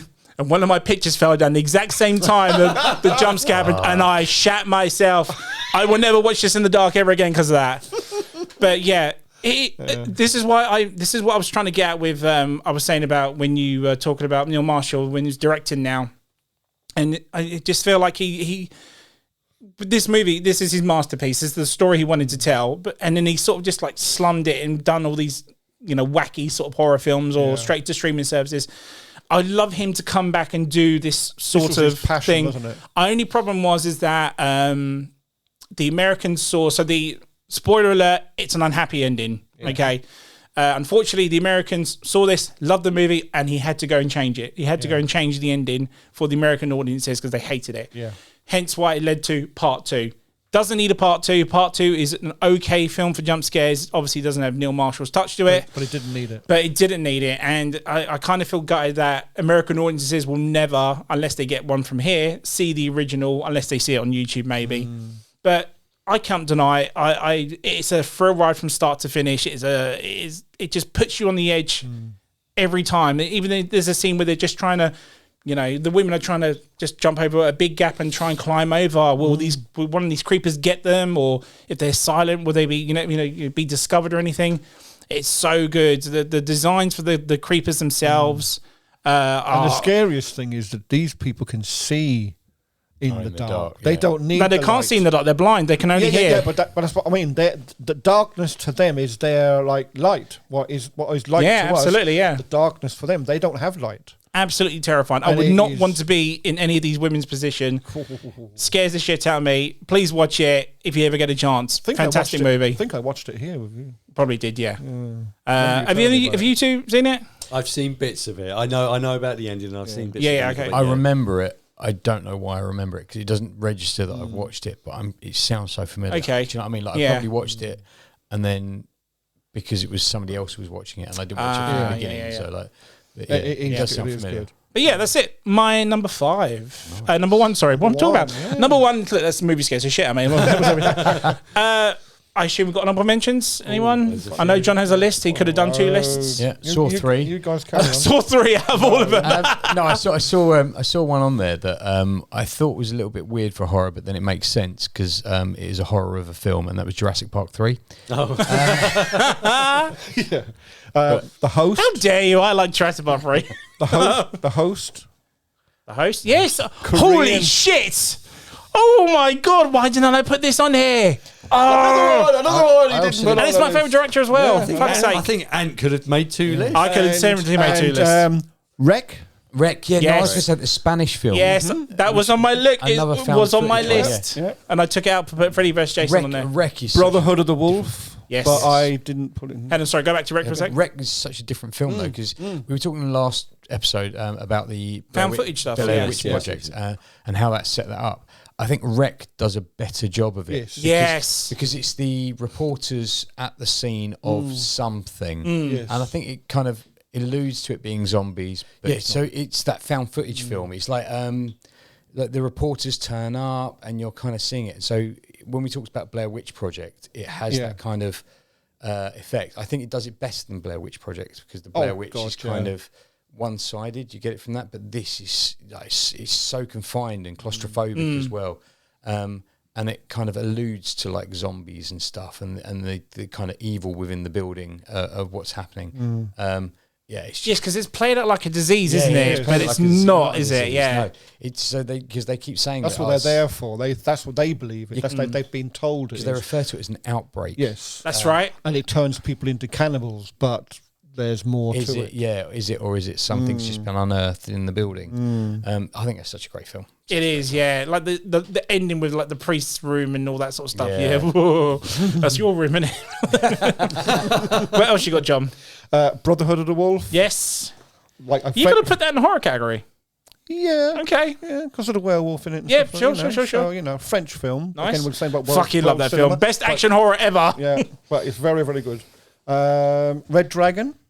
Yes. Oh, okay. You're going to put that in the horror category? Yeah, because I've got it on mine. There's an honourable mentions. Nice. He is a scary character. Identity. I got another one. But I for don't. I say that. So I'm going with thriller on that. it. Yeah. But I do get the horror There's aspect of the horror element, hotel. Yeah. Excuse me, but yeah, I might let you have it. Yeah. I've got. I'm so fucking pissed off. Saw and The Grudge. Say it again. Go back. Say it again. I got Saw and The Grudge. Yeah. Which we've already So I said think already. one of them that's missing off that is The Ring.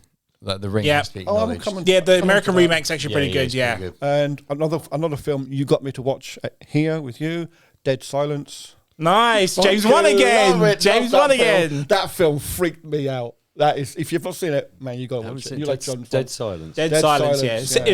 It's James Wan's second film. Right. Hills of Eyes. The remake. The remake, Yeah, yeah. nice. Yeah. You said Hostel. You said Saw. Said Wreck. Where else are we? Come on. What else? I did have quite a few. What you should do, John, is write them down in a notebook. I know. But I'll go into mine then if you're going to do it. I got The Ring, Dog Soldiers. Yeah. Final Destination. You got any? 2, Attack on the Day, I'm done. Rogue, The Mist. Yeah. The Mist, definitely. Yeah. Yeah. And the Descent. Yeah, but then again, Yeah, you okay. mentioned that, so go on. Wrong Turn. Oh, yeah. Yeah. That's a remake as well, isn't it? It was something else. The newest one is a remake, Ah, but okay, there's that like one. 5 of them that came out in the 2000s. Drag Me to Hell. Yes. Does anyone remember a British horror movie that was set in a train station? It's called Creep. Yes, we I talked know about I've it talked on, about on the it, yeah. 70s episode, Yep. didn't we? Okay, so that's another one. That was really good when it came out. I forgot, Sorry. I forgot another one, a comic book based one as well. Go. From Hell. From Hell. Yes, I was about to mention yeah, that. Well yeah. done. You mentioned Ginger Snaps. Yes, Ginger So Snaps. Ginger Snaps are going on there. From Hell. House of Wax. Yes. Cabin Fever. Yes. Yeah. Yeah. 13 Ghosts. Yes. Yes. Oh, Yep. my God, yeah. Valentine. No, I don't remember that one. No, so it's basically Scream, but set in Valentine's. Right, yeah. Does anyone know a movie? It's a World War II horror movie called Death Watch, Yes. starring Yes, Andy yes, Serkis Yes. Yeah. Wasn't and this- Jamie Bell. Yeah. Wasn't this they're like behind? They're like snipers or something. They're but in the it's- trenches yeah. and stuff. But it's Russian zombies or something coming to. No, that's Dead Snow. That's Dead Snow, Dead yeah. Snow. This is one where they're stuck in the trenches and the trench comes to German life. zombies, and aren't whatnot. they? yeah. They're German zombies, aren't they? The Nazis. Nazi It might be, zombies. I I can't think Nazi they are, yeah. zombies. Nazi zombies, yeah. Dead No, Snow, John, we they're like werewolf women of the SS. No, we've got to get that film.